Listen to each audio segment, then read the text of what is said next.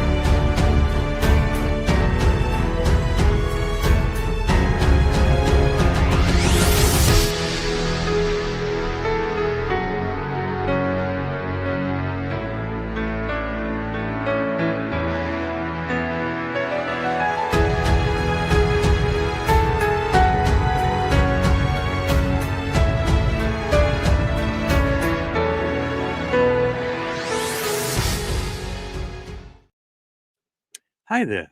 Do you feel as though you've been do you feel as though you've been cheated by your team? Do you feel as though your team is not playing up to their capacity? Do you feel like you've been left out of things with the Raider world this year because of how the team's playing? If so, then call us. We're your specialists on Friday nights. It's the Chris and Jeff show on Friday night live mic drop. We're the guys that you can come on and vent to, and you can complain about anything you want to complain about, and we won't stop you. So feel free. In a few minutes, we'll put the link up, and you can come in, and you can have your opportunity to speak to Raider Nation. And talk to us. Tell how you really feel about the Raider Nation right now. So, this and that. Tell them if you love them, hate them, don't care. Just talk to us. We're here to listen. So that's Friday Night Live with me and Chris over there, and I'm Jeff tonight. So we kind of switch places. Chris never looks so damn good. If you feel yourself in an alternate universe, you are. And if you don't want to come on with us and get on the mic and talk, then fuck you. Nah, you know fuck that. If you don't want to talk, just do one of these numbers. You don't see something. You don't see your beautiful face on there. Just do this. But other than that, oh man, boy, I feel great. I feel great. I feel great. I feel great. Can you do that again? Because that was actually pretty cool. I feel great. I feel great. I feel great. No, not that. Turn your camera off. That'll never happen. That's your best side. Anyway. So, welcome to the Chris Show. I'm here to host the show. Jeff decided to leave. He didn't want to be here. He's Jeff's night. You can still hear me. All right, let's check in and let's see who's sitting in the chat waiting for us. We got Sacktown Mike's in the house. We got PNW Mark in the house. Mark. Hey, we've got Will from Silver and Black Radio Podcast and my most notorious co-host on Tuesday nights. Don't forget to check us out on Tuesday nights. I'm Not Bueno is in the house. My boy Bueno, what's up? Raider Ryan's here. Hey. Who else? Detroit God is in the house. What's up, brother? You got a special at Walmart for like a 55-inch TV, man. If you broke your ones last weekend, that's a sale going on. So, give yourselves all a round of applause for being here. We appreciate that. So, thank you all for joining in. We appreciate you. Hey. 805 tonight. What's up, brother? 805. So, we've been different Okay, shows. before we start the show, because we're gonna get into it. This is gonna be like an 8-hour show. Before we get into Hell no, it's not. I'll be here, guys. If he leaves after 1 hour, that's fine. But I'll be here. Hey, I feel good, man. Yeah, I got a special announcement for those. He's not here yet, but Accelerator gave me an idea for a show. I think I'm gonna do it. I'm gonna show you what I'm working on. So let me know if you like it. Thumbs up. I don't know if it should be a live or is it a What's up, Shooter video. McGavin? I actually want live because I want interaction from the chat. So here it is. I want to bring up the thing. Tell me what you think. Don't laugh, but really laugh. Here we go. The suspense is killing us. What do you think? Get off my turf. It's gonna be a show dedicated to like the bad players, the bad team, the bad refs, even the fans that's in the stands that get off my turf. So that's my new show coming up. Thanks to Accelerator. When it comes to I'll let you know. So let me know if I should do a live or is it videos. I already do a live because I like to hear that in the chat. I'll let you guys put some vote on it. All right. That's a special announcement.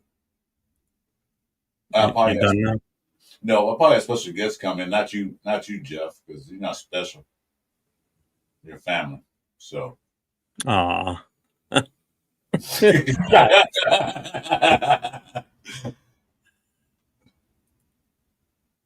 What's he holding? In case you guys know, I'm not drinking. He's not holding anything in his hand. He's pointing. Yeah, pointing. Get off the turf. I gotta redo it because it's supposed to be a cane, but it kind of took it off. I gotta redo it. But anyway, this I'm drinking tonight was apple juice. Oh, so now there's something added to the apple juice now? Surprised you're not drinking cranberry juice. You on your period? No, they don't pause, dude. I know periods no more. Probably about 5 minutes. When I finish this drink, I'll add some more juice. Oh, 805, you have no idea. Dude, 805. Just let you guys know. I'm about 2 pool. That's why I went with Jeff Monday, like a Monday morning quarterback, because he told you guys. I appreciate that. I'm about 2 pool, man. You talking about quitting pain for 2-3 days. I did a show Tuesday night. I was still in pain. But now that's over. I explained why you weren't there. Yeah, that's all. You were having a hemorrhoid removed, so.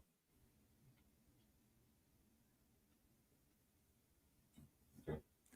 Well, if you're asking if I said anything, then that means you don't even watch your own show. I did watch it. I said watch it. I said you said that. It was the first thing I mentioned at the start of that show on Monday. I saw the show. I said Jeff did mention that show that I was going down to dinner. So some, I get support from my own co-host. God damn. Well, let's start with this. I'm sure we all felt like this. That's how I felt Monday. After this past weekend's game. We were all sitting there screaming at the TV, wondering what in the hell went on with this team on Sunday.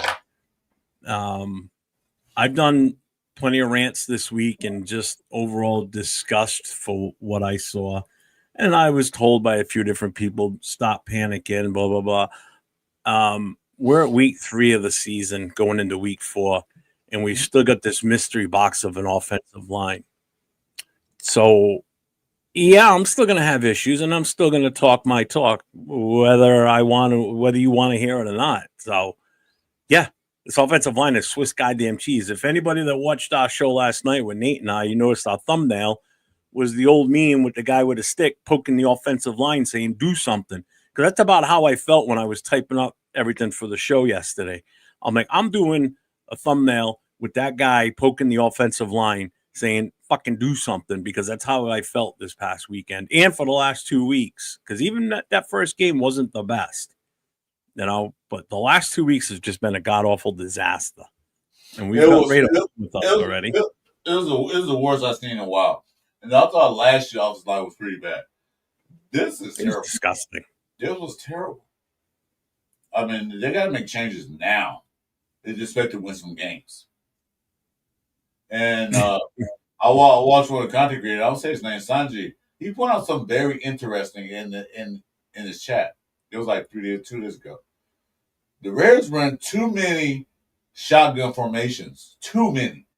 Where Geno Smith is going to hand the ball off to Gente. He's a standstill, then you get a running start. That's not good. Get under the center. Get under the center and the ball.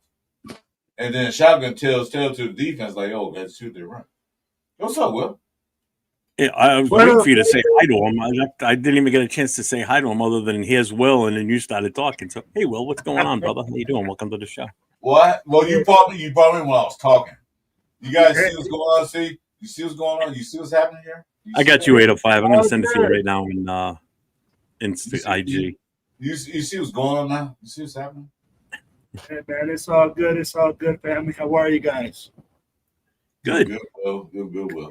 Yo, so check this, guys. I'm preparing myself for a brutal Sunday this week.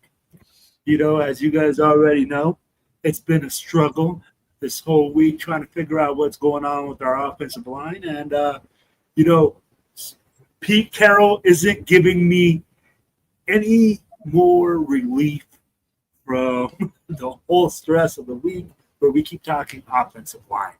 Guys, I want to know your guys' opinion on, you know, Pete came out and he said, hey, we're still competing at the right guard spot. He didn't mention any other position.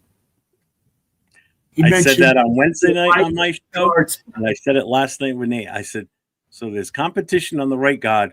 Why is there no competition on the left side with Parham? Does that mean he's so much better than anybody else on this roster? So I'm going to ask this too, Jeff. Why can't we move Dylan Parham back to the right? Dylan Parham wasn't that bad last year. Playing right guard, he played a lot better. Some guys are better playing on one side of the line. We put him on the left side, and he's getting his ass whooped. What is the point of keeping a guy in a position? I get you're spending all this time coaching him. Your coaches must be ass. You know, this is what you're getting. You know, you might be looking at that position coach and saying, hey, what are you doing? Pete Carroll, don't disappoint me, and don't be scared to fire your own son. Yeah. I always said, if you want to be the Raiders head coach, you got to have some big cojones. Balls of steel. They'll have to fire him. They can demote him to assistant and let him learn something. Because actually, at least on the stats, when he was at Washington and Arizona, he did pretty good there. That's college. That's not compared to the NFL. Okay, you don't know NFL's tricks and trades. You don't know you veterans. All right, sit back, relax, and let some experienced guys show you the ropes. They're not even doing that. You know, because you being guys from college usually works and we works or don't work. And this right now don't work. And I'm with you, Chris. You don't have to fire him, but we have to do something. Right. And I mean, like, when you're the run game coordinator and offensive line coach, and in both those statistics, we suck. You're in charge of that? Hey, in any company, they're going to get rid of a guy like that. Or they're going to make adjustments to make him better. True. Most companies hire you like that, say, you don't do your job, do you fire you? Or if you're valuable, they'll keep you and demote you. One way or the other. So I didn't say fire your own son, but you gotta do the hard way. Look, son, if that was me, that was me. What's up, shop? And my son, if I had a family business, I'm running it, and my son take over that, and I look at my son and say, you're not doing a good job, son. You can do better. Nope. Then what? You're fired. That's my own son. I don't care. You have a job to do it right. Agreed. Hey, bye. And that's where the struggles are, right? And I mean, like, now we got coming out and saying that, you know, we won't see JPJ at center. Why do you have to come out and say that? And I give him his respect. You know, I'm going to give my man his flowers. You know, it's fucking Pete Carroll. He's won a Super Bowl. He's won a college championship. Yep. But, You're breaking up, Will. Oh, sorry. Yep. You're all gobbled. Sorry, guys. I don't know why. Like, I'm talking to this other mic right now. But guys, I don't. I did, Bueno. Why we can't try JPJ? Why are they so hellbound You can't hear me? Barely, Kinda- and I've got your kinda- volume kinda. jack on your microphone. Yeah, kind of like. Oh, Let's see here. Can you guys hear me better now? that's Yeah, what there it you go. I thought for a minute you had Jason Down's Chevron is. microphone. Exactly. That Chevron mic. Gas station specials. Yeah, no, man. I mean, like, I'm going to tell you guys the truth right now. I mean, like, just looking at it, I don't understand why JPJ cannot play center. I get it that you're going to say, hey, he didn't make the right play calls in the preseason, that there was certain situations like that, et cetera, et cetera. But we've had it before where the right guard or the left guard can call the stuff at the line, and that's what you're talking about. He didn't play center in preseason. He played center a little bit in OTAs and all that stuff, but he didn't play center at all in preseason. He played right guard. He's No, well in practice. He was. He did. They did Practice have he him. did. Yeah, yeah. And I guess it just wasn't working out. I think it was a bigger issue when they were doing the joint practices with the other teams. The actual, like when they did it with the 49ers and who else? What was the other team? Whatever. When they were doing those joint ones, I guess that's where it was starting to get a little wobbly there, a little wonky, and why they pulled him and ended up having, or they kept them there, but they had Kappa calling out the formations for the offensive line or the audibles. But you know what? I looked at it and I analyzed a little bit of it. I'm gonna say his name, Sanji. You know, he breaks down offensive line like you, Jeff. He likes the offensive line. He likes the line play. He like you see it, and you analyze it. He brought out something to me I didn't realize that the Raiders, 80% of their snaps are from. 80% of the snaps are from shotgun. Geno Smith rarely goes on the center unless they're at the goal line or something like that. Sometimes he's on shotgun. That may be a problem too, because in shotgun as a running back, because I played fullback a little bit back in the day. When you get that late start and not have a running start to get going, it kind of affects you because you got to build the speed to cut those holes. Genty's in the backfield standing there waiting for the ball to be snapped. And then he hands it off. By the time he hands it off, the defensive line's in the backfield already. Pushing back to offensive line. That would happen whether he was on the center or in a shotgun. I don't think that would make a difference. Offensive line is that bad. But on the center, when ball snap, Genty has to run the start. He's not to stand there. He has to run the start. We'll hit the holes faster. See, in a shotgun, he's not hitting the holes fast enough because the hole, like Gravy said last week, boom, closed. If he has running start and Geno Smith hand the ball to him, he can tell real quick and hit it. When he's a shotgun, he's standing there. The hole might be there, but I'm taking the ball to him. It's closed up, and they're in the backfield. That's what I'm saying. So if you look at it that way, that's the point he made to me. I kind of look at it like that. Maybe, like you said, Jeff. Maybe not. But maybe you should stop lining up a shotgun 98% of the damn time and go on the center when there's a pass play or run play. Give defense something to look at. Defense stay over there shotgun. What's up, Donovan? They can adjust their defense differently. Go ahead. I want to go back to Shopkey's statement here. He goes, fellas, we tried to moon shoot by taking Genty. 100% should have taken O-line, then late round running back like Scadaboo or something.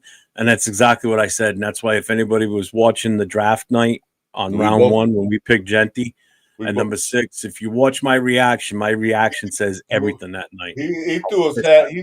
I still got his hat he threw. He's over here. He threw so far he came from California. I got it. When we picked Genty, I just whipped my hat off and just threw it across the room because I got it. He came here. This isn't the right pick based on how this team was set up for. We needed to get an offensive lineman sooner to protect the quarterback and to help open holes for the running back. We should have gone offensive line first, moved out of number 6 spot, to be honest with you. Move back in the first round, gain a additional second round pick, and you could have gone O-line, running back, and you could have gone corner, you could have gone wide receiver, you could have gone a second offensive line. There's so many different options we could have done at that point. Look at some of the guys that were picked in the second round of running backs or later. Look at Scadaboo. Look at it, Look at Jeff. Judkins. Look at Henderson. Look at what some of these guys are doing. But Look at Jeff. Look at hold Jeff. on. In the last, I'm gonna say this right quick.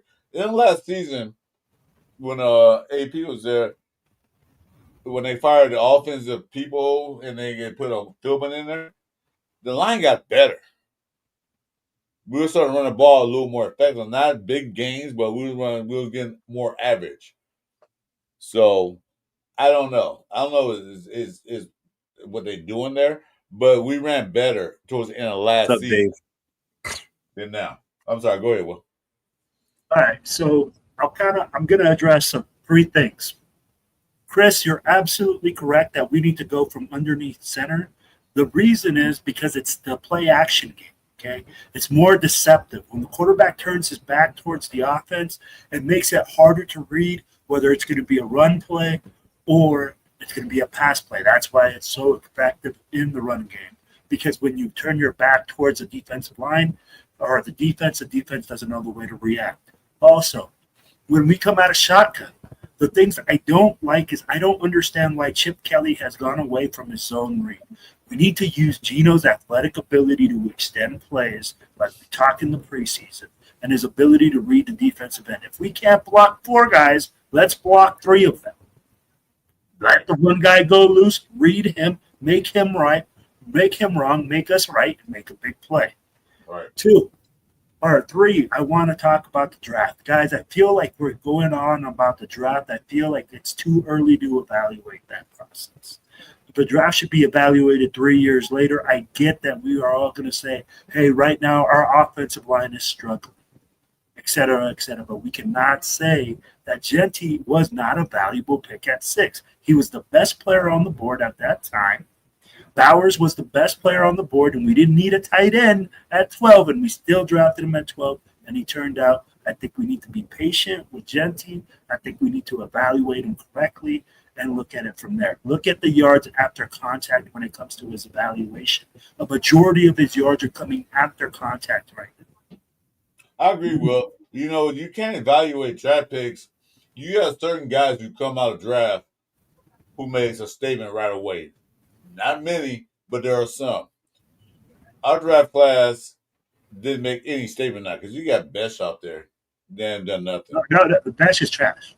Genty right now has done anything because that's not his fault. Then you got the other guys they drafted. Last year's draft with Telesco was awesome because he got the players we actually needed. And it did well. We got the best player available, which was Brock Bowers. And then we got Glaze, and then we got Parma. Sorry, Jeff. We got JPJ. So that was a good draft. This year's draft, people are like, "Oh, draft was a bust." We don't know yet. Oh, I didn't say the draft was a bust. I just don't think they did it right. And money Chuck's right. We didn't address the offensive line at all in the right way. I know what you're saying. I was with you on Jeff. I was in the same book you was in. I was in the same book. That's what I was saying. No, I didn't want Genty 6. I would say he's a good running back, but I would have him later. I would have got another running back later in the draft. Got the O-line fixed. So we do get the running back. He has something to protect him. Although they did pick O-line later. But where are those guys? Where's Caleb Rogers? I know Grant's going to back up what's his name? The left side eventually. But and he's right too. Becton was there, Jenkins was there. We didn't do anything in free agent. We brought in Alex Kappa. Just came off the worst season an offensive lineman could have ever had in history. And how good is that draft now from Telesco looking where Glaze is getting his ass whooped out there almost continuously. Now he's in a sophomore slump. Then you've got JPJ who's had concussion issues. And now is not even going to be thought about putting at center. I mean, Pete Carroll came right out and said it, absolutely not. So, and now he's in the competition with one of the worst offensive linemen in the league last year for right guard. So he can't even beat out the worst one that statistically in the NFL last year in Kappa. The worst and he's in history. Still competing. Yet Parham is still sitting over there on the left side, no competition whatsoever, and is still one of the weakest links on this offensive line. So how good is that draft, to be honest with you now, other than Brock Bowers? And Brock isn't off to the best start. Yes, he got hurt. I get that. but the offense isn't helping him either. He's doing okay, but everybody's going to expect him to get like 8-9 catches a game and be this superstar. Not with this offensive line we had. Gino's just not getting the time to get the ball to him half the time. And people are like, well, he's holding on to the ball a lot. Yeah, but look at how long he's holding on to that ball because he's scrambling like a son of a bitch because he's being chased by the defense. So, of course, he's holding on to the ball for 8-9 seconds because he's running for his goddamn life. And the receivers can't get open enough. And, yes, Tucker had 3 touchdowns Sunday. 2 of them were complete garbage time towards the end of the game. Where was that early in the game? Where was Max's sack early in the game? Where was his tenacity early in the game? Where's that front defensive line? So it's not just the offensive line. The front defensive line can't do shit. There's where's Coops in all this? Jeff, I love that. Hang on, he's on a 1-year prove it to me deal, and I'll tell you right now, he keeps playing the way he's playing. He ain't going to get signed to a long-term contract. We're not going to keep him because he's not showing what we expected to show him. Hold on. Thank you, Accelerator, for the $2 super chat. Hold on, guys. Accelerator. Here it is. I got to show it to you. I'm going to get back to you saying, give me 1 minute. I'll wait for him to come in. Accelerator. It was his idea. Can I finish thanking him for the super chat first? That's more important. Yeah. Oh, yeah, go ahead. Go on. Thank you so much. Thank you, Accelerator, for the $2 super chat. I appreciate that, brother. He says the O-line doesn't read the D-line at all. No, and they don't. But they're not supposed to. The offensive line is not supposed to read the defensive line. Yeah, but they're supposed to realize what they need to do. When you got Parham standing alignment and assignment. Yes, correct. But that's what I'm getting at. They don't even know the simple basics. It's like they need to go back to Pop Warner and learn the simple basics of what you do as an offensive lineman. Correct. We're talking basic shit. Anyway, okay, that was right quick. Accelerator. Here it is. This is what you asked for. And I want you to be my special guest when I do it. We open up Tuesday. There it is. That's for you, Accelerator. You want to give me an idea? I'm going to do it Tuesday. I'm going to do it live. I want you to be my special guest. That's all I want to show you. I got to work on a thumbnail. It's not messed up. Get off my turf. Let's go. I hit my IG account. I want you to be my first special guest on that show. It's going to be live. All right. I'm done with that. So, you know what I love what you said, Jeff? Like, I want to know where Chip Kelly's offensive creativity is. You said Max Crosby wasn't effective in the last game. The reason he wasn't effective is because we started reading Max Crosby. Basically, anything Max would do, they would do anything opposite. If he would crash, they would pull it and run it with Mariota. They started using basically Chip Kelly's offense against them. Took our best player out of the game. Tell me why we can't do that. Tell me why we can't do that on offense when Chip Kelly's offense is pretty much predicated on zone read. Tell me how much RPO have you seen out there? We're paying this guy $5 million. He's the highest paid offensive coordinator, and he's struggling, man, to come up with offensive creativity. That's where I'm struggling with that. What's up, 805? What's happening, guys? What's going on? I'm going to share my first drink of the weekend with you guys. Appreciate you all letting me join you. Cheers. This is this is apple juice. Honored. Spiked apple juice. Apple juice, man. Yeah, man. Cheers. I said it was spiked.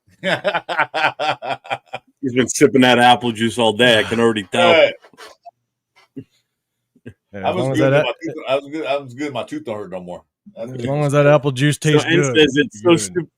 He goes, it's so stupid that Pete always says compete, but why isn't the rest of the O-line not competing and just giving the positions? I told you it's not compete anymore. I think it's more like what did I say? Compost? You know what? I heard you guys made the comment a little bit earlier, and I actually just finished up making a video that I'm gonna drop in the morning.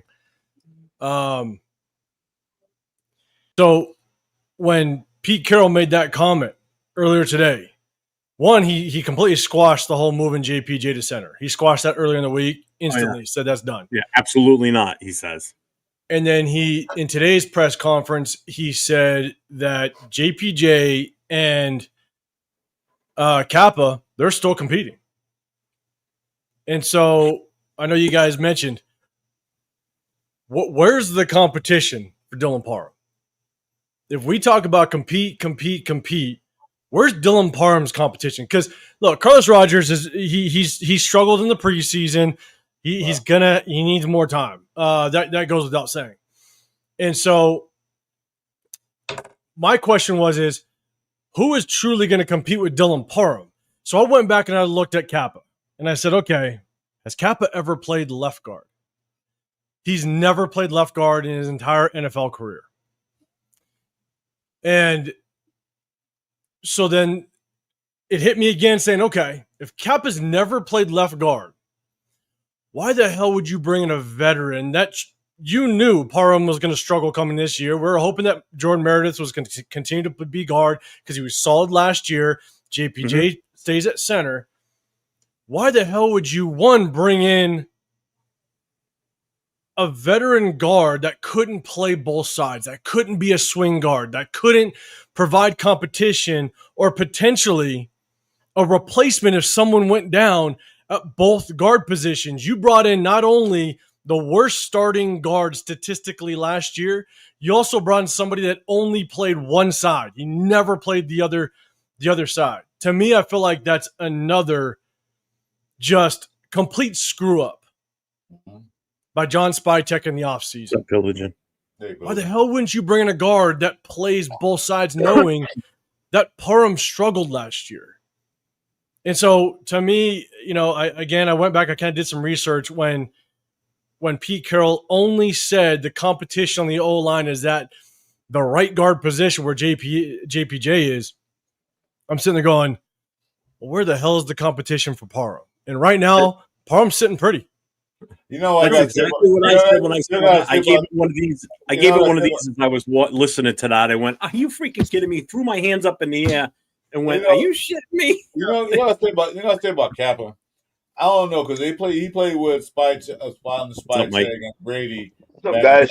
They on Super Bowl. So I say this that probably could wheel you a favor. Yeah, okay, great. One Super Bowl behind you, great. So I don't know what it is, but why would you sign a free agent that much money who was the worst, like you said, the worst statistical guard in the NFL, O-line in the NFL? The worst. He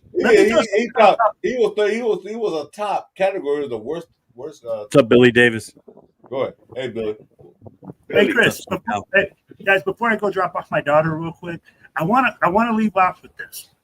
805, you just hit it on the head, right? We got a guy that's playing center that's never played center in Jordan Meredith. Never. We got a guy that's playing left guard and a guy that plays right guard that has never played on the left-hand side. JPJ has played on the left-hand side. He's played left guard. He's played center. He's playing neither. You as a coach, I'm coach, tell me what sense does that make in your head? So it doesn't make any sense to shuffle things up. It really doesn't. And I'll be honest, I'm pointing a lot. Like I heard you guys talk about DJ Glaze, right? And DJ Glaze having a sophomore slump.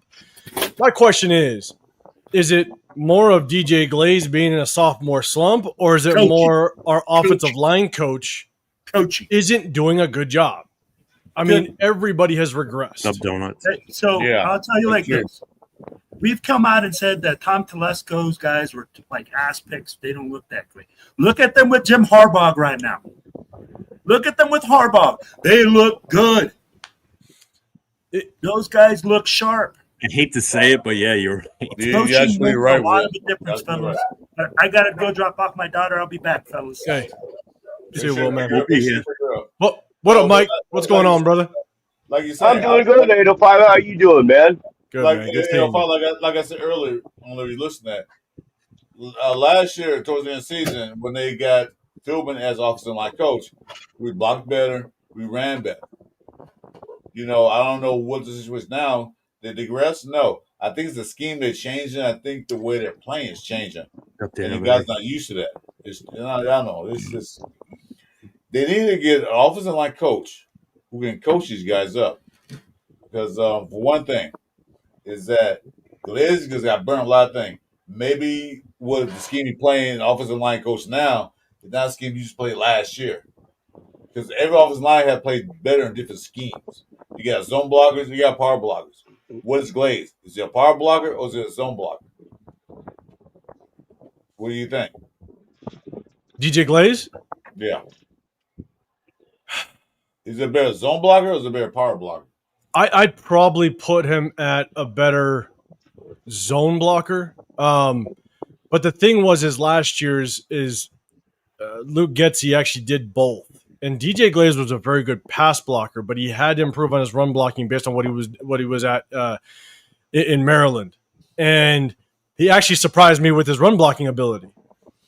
But Luke Getsy ran both as well as what's his face, the Turner's son. They kind of ran both. I think they leaned more towards the power a little bit towards the tail end because there's more Zeus and Zamir White. But I'd put Glaze more as a probably. He looked better. I guess he'd look better in power run. In all honesty, but I will say with Philbin's a good offensive line coach. We saw improvement last year. Mm-hmm. It's hard to determine how much was it just the renewed consistency with the offensive line, the continuity they had. Because if you remember, after that bye week, we played Cincinnati.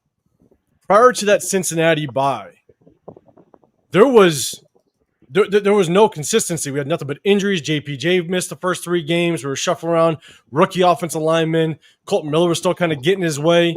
Jordan Meredith didn't start until like game 4 or 5. It took a while for that continuity and consistency with that offensive line to really gel.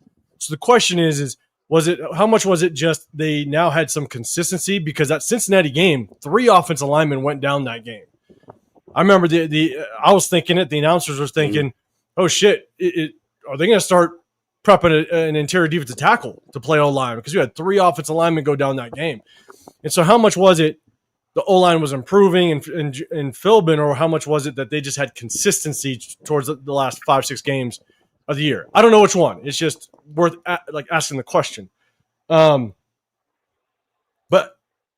I think this goes much farther than just the struggles of the offensive line. We could talk about the struggles of shuffling the offensive line and Jordan Merritt going to center. And I think, look, Jordan Merritt, he's going to take some time getting acclimated to center. He's never played the position before, but I think he's doing well enough to where if I think he continues to improve, I think he'll be fine.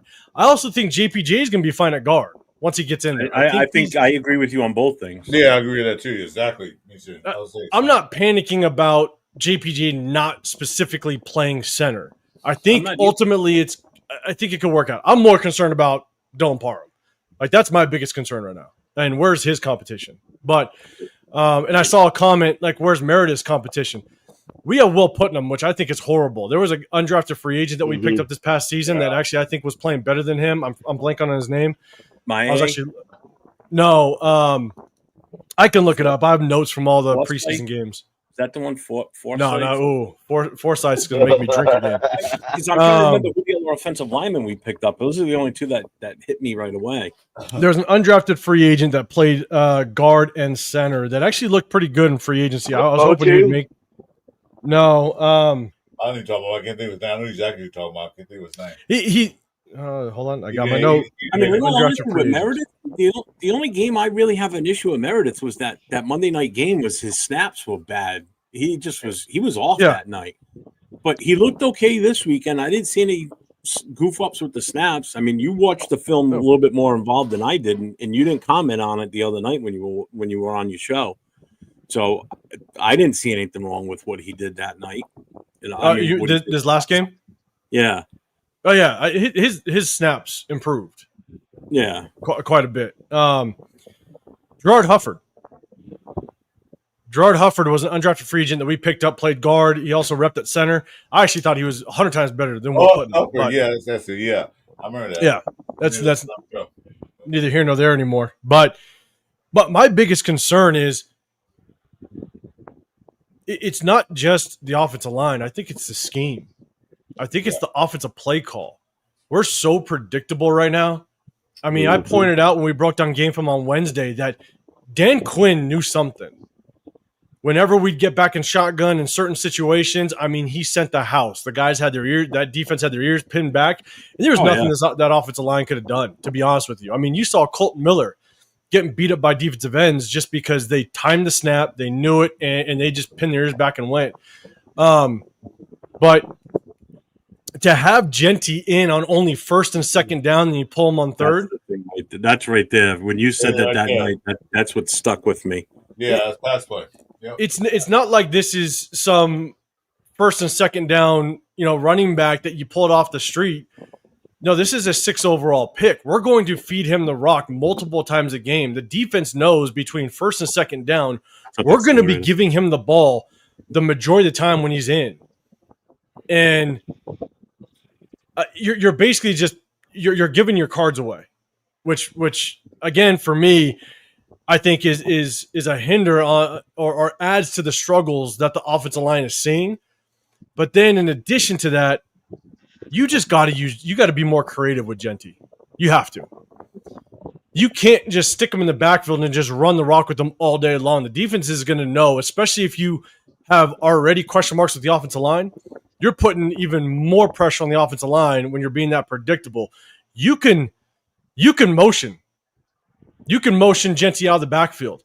You can kind of swing him out, get him in the passing game a little bit. There's things that you can do that even if you took 2-3 snaps a game and motioned him out into like a pass route, that's just another thing the defense is going to have to prepare for later in the season.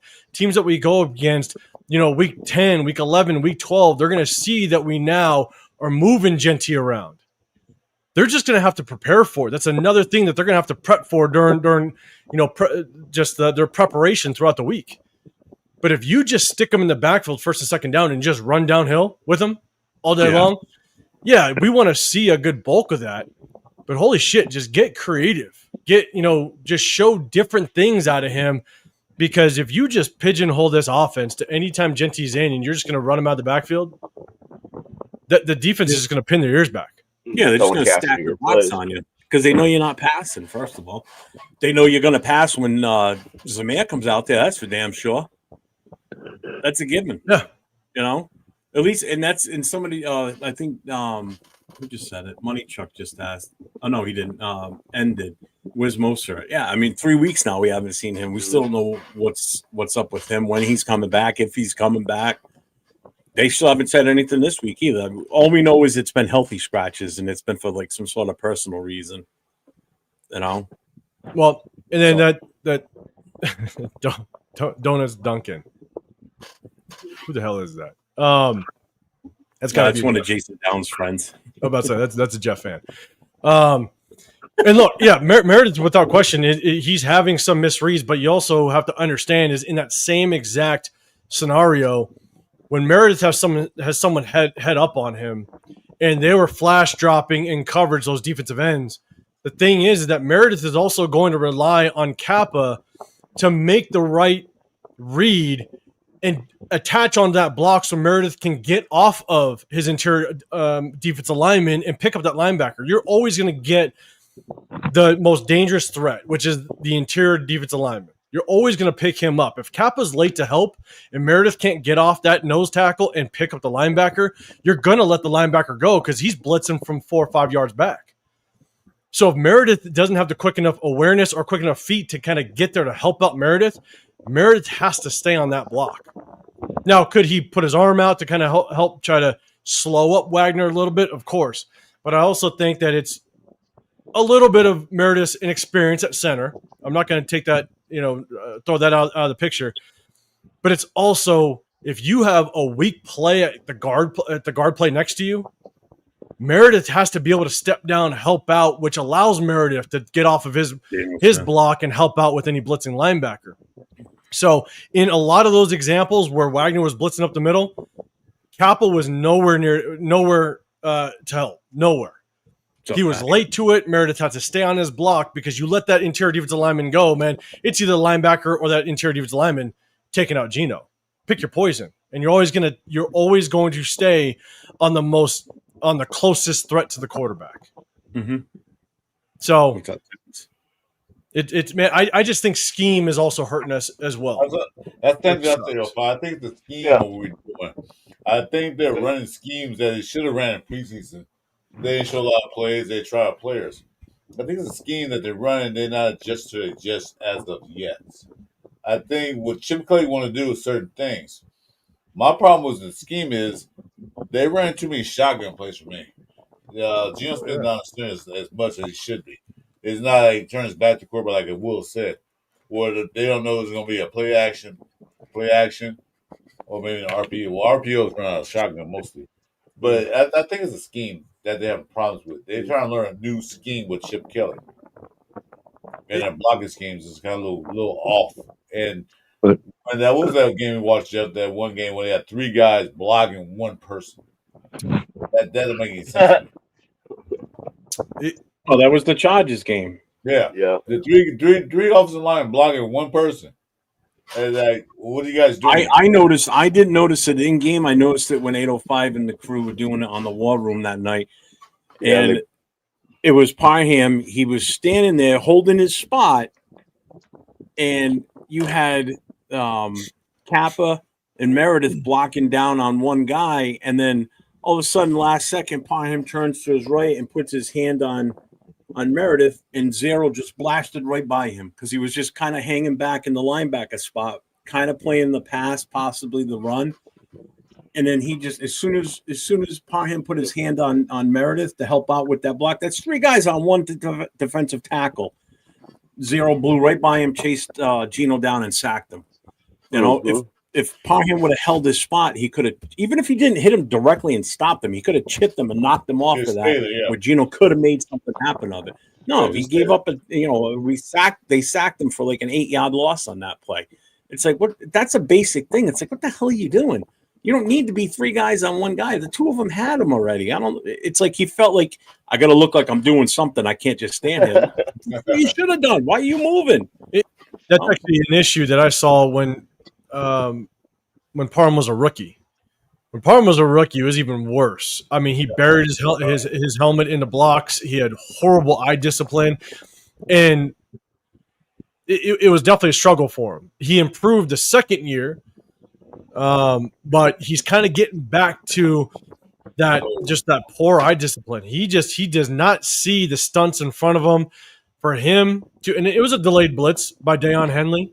He delayed it, which is fine. But literally when it's late in the game and you literally have three offensive linemen blocking one, Parham, you have a linebacker sitting 3 yards in front of you. Just keep your eyes on him. That's all you got to do. Yeah, just stand there. Just stand there and watch him. If he come in or not, that's fine. You got two guys and one guy, and just watch that linebacker. If he come in, fine. Block him. If you don't, you're okay. Yeah, I saw Money Chuck's comment, and here's the thing: is I looking across the league, could Meredith start center on another team? He probably could start, but Probably right. Parham knew. Parham, yeah, probably not. DJ Glaze, the way he's playing right now, maybe he's a bottom, right tackle. He's probably a number 2. That's it, backup. So it's like, but again, is it coaching? Because because the shuffle up is coaching too. The shuffle up of moving guys around, that's on coaching. And so is it that they're that bad, or is it because of coaching? And everything I'm looking outside of Parham, because Parham, we saw the struggles last year. Yeah, that's nothing new with him. We knew what we were getting with him. Yeah, last night's show with Jeff and Nate LV Raider 10, they was talking about that where he coached at Arizona, Washington, and before he got there, they were pretty bad. Got there, and he improved that. My thing is this: okay, yeah, he improved in college. Why should he do it right in pros? It won't happen right away. He should maybe take a step down. Not saying fire him. They must say fire Brendan Carroll. Well, the coaches had the final say who starts. We had a final say. That's Pete Carroll. No, you don't have to fire him. demote him down under somebody who has more experience in the NFL. Let him learn from that. Because maybe his play, his call, his offensive schemes or line coaching worked great in college, but not in the NFL yet. Well, he's All got I'm saying. NFL coaching experience with the offensive line and doing the run court, but not extensive. But he's still got pro experience based on what I saw for his, how many But- years he was with Seattle and whatever. He just spent more time on the college ranks, is what it came down to. Yeah, but I think he said. But I just think he's got a lot of responsibility right now, for dealing with a team that's in a rebuilding phase or retooling, or however you want to put it. Yeah. But I think he should step down. He should step down a little bit. They're just running around trying to find something to do. Yeah, he has experience in pros, but I still say he should step down a little bit because we need the pros. I know, everybody knows, the NFL changes year by year basis. Remember, a few years ago, the NFL was a passing league. It's a passing league. Mahomes and the guy from Buffalo, passing league. Now it changed back to the run league again. It changed by year. It depends on what teams did well last year. The winning team did last year. It turns to that. It turns to, now we got to run the ball because Saquon Barkley ran the ball so much. They got to the playoffs. They got the Super Bowl. They won championship. Every year it changes. This year it might change again. We, as a Raider Nation, as a Raider team, as a Raider fan, don't have the identity yet of what we're going to do. Pete Carroll said, we're going to run the ball, play great defense. Well, neither one of those two that came from fruition yet. Can't run the ball, and defense suck. Oh, they play good defense against Patriots. Yeah, they're the same what we are. The same. Well, I don't think the defense sucks. They need to step it up. That's what I'm thinking. I don't think they suck. I mean, that's definitely what kept us in the game Monday night against the Chargers. Without that defense, we would have got blown out. Yeah, our defense has been a lot better than people would have Yeah, thought. I mean, that game could have been so much worse. Yeah, but that would have been like 40-something to 6. I looked at this last game like I don't know if they gave up, but We got out coached. We got out schemed. Oh yeah. Cliff Kingsbury did a hell of a job of bringing in personnel units that just took out our undersized edge rushers. I mean, you got Malcolm Kuntz, which is undersized, and there was multiple times in the game where we had they had 2 offensive linemen, a tight end coming, and they basically, because they ran a bunch of unbalanced sets, they brought in a bunch of heavy sets, and we just didn't adjust to it. wait a minute. And Kuntz, Malcolm played. He played the game right besides that face mask. He played the game the rest of the year because I didn't see him. who? Malcolm Kuntz actually played the game besides that face mask. I'm asking. Oh, yeah. The game. No, he played quite a bit. He was just a non-factor. And it's because and we showed it on Wednesday when we broke down the game film. We didn't adjust to their formations and we didn't adjust to their personnel. We kept Malcolm Kuntz in the game, and all of a sudden he's got 2 offensive tackles because they bring in a tackle to replace the tight end.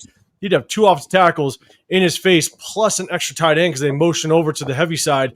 And Kuntz is now all of a sudden taking on 3 massive bodies as an undersized edge rusher. But then he also ran straight at Jamal Adams, being an undersized linebacker.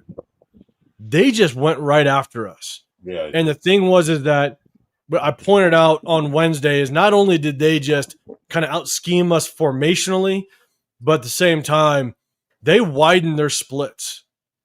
And so our pass rush was non-existent because that offensive line only had to focus on our interior defensive linemen. They not only did they widen their splits, but they took offset running backs or H-backs. They took slot receivers and made Malcolm Kuntz and Max Crosby figure out who's going to chip me, who's going to block me, who's going to crack down on me. And so sometimes they widened out. And wasn't sure if you guys saw it, but I pointed out 1 or 2 times where on a pass play, the distance between Max Crosby and Malcolm Kuntz on some pass plays was like damn near 10 yards, which just based on the formation, the way that Cliff Kingsbury lined up the formation, they protected Marcus Mariota. They did a damn good job of just kind of playing throw and catch, some quick reads. Marcus Mariota got that ball out quick, but by the way that they designed their formations, it took Max and Kuntz out of the play around the box. It gave Marcus Mariota an extra second, half a second to a second, just by the way they lined up in their formation. Because now all of a sudden Max is literally lined up 8 yards outside the ball. And so they schemed it extremely well. And so I'm not putting, you still got to work it. And I went back. I watched week 1 just to see, did the Commanders widen their splits week 1 and even the previous week? I believe they played the Cowboys. Yeah. Did they widen their splits in those games? And they didn't do the same thing. Some say something. Oh, anyway, my bad. No? It is pause and break. The PSA message. Hey guys, thanks for joining us on Friday Night Live. I'm Jeff, and the guy above me is Chris. It's for Raiders. We changed our names in the what's called. But anyway, if you like us, like our show, please like and subscribe to our show. Chris for Raiders. Above me is Jeff for Raiders. Second time Mike's above me too. He don't have a show, but he likes to pop in on our shows. He's a good guy. And of course, 805, Real Talk Raider Nation. You guys great. Analyze the shows, watch this show, like, subscribe to our show. And then plus, I got to do one promo for what become a show, but Jeff took it off the air. Over here. I got a show coming up. This real quick PSA, Jeff, sorry. Speed it up, young man. This is my show coming up. We're going to start this on Tuesday. I'm a special guest. I love that. It's going to get off my turf. I got to work on that thing a little bit better. But that's going to be my show. It's going to be a show predicated to who you want off the turf. You want the team, our team, any player. Do you want the other team off our turf, any player? Or you want the referees off the turf? Say it. So that's a new show coming up. So my show coming up. We've got Alex Kappa's got to be your first one, Chris. Alex Kappa's got to be your first one. He's in the chat right now. He wants to know if McDonald's is hiring. Well, you know what? It starts Tuesday. I don't know what time you have. I figure out time. I'm trying to get a convenient time, so it'll be Tuesday night, Tuesday afternoon, late afternoon, Tuesday night. So you on California time? How many holes we have? It's like we're like the little boy plugging the holes in the dam. You know, it's like you plug this one up, and then all that one's springing. This one's getting worse. You're talking about plugging holes in that dike. Jeff, you're talking about plugging holes in that dike, right? The O-line just seems more confused than anything to me, man. They look really confused out there, man. Well, they run different schemes. Like if I said, the scheme they're running, they don't know yet. They're trying to figure it out. And like, I saw a little GIF that was pretty funny. It was a rubber or condom filled up with water, and it had water leaking out.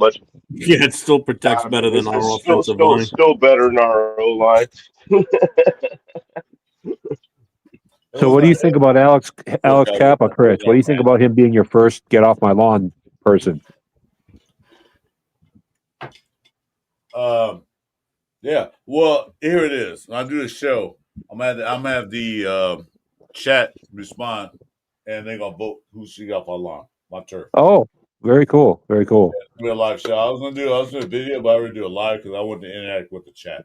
What's up, Regan? Very democratic of you. I think what pisses me off is it's like we knew what Kappa was. Yeah, we did. And he's already 30. And for money we gave him too. On top of that, how much we paid him? He was top category in the worst categories in the NFL for the worst. He was a top category.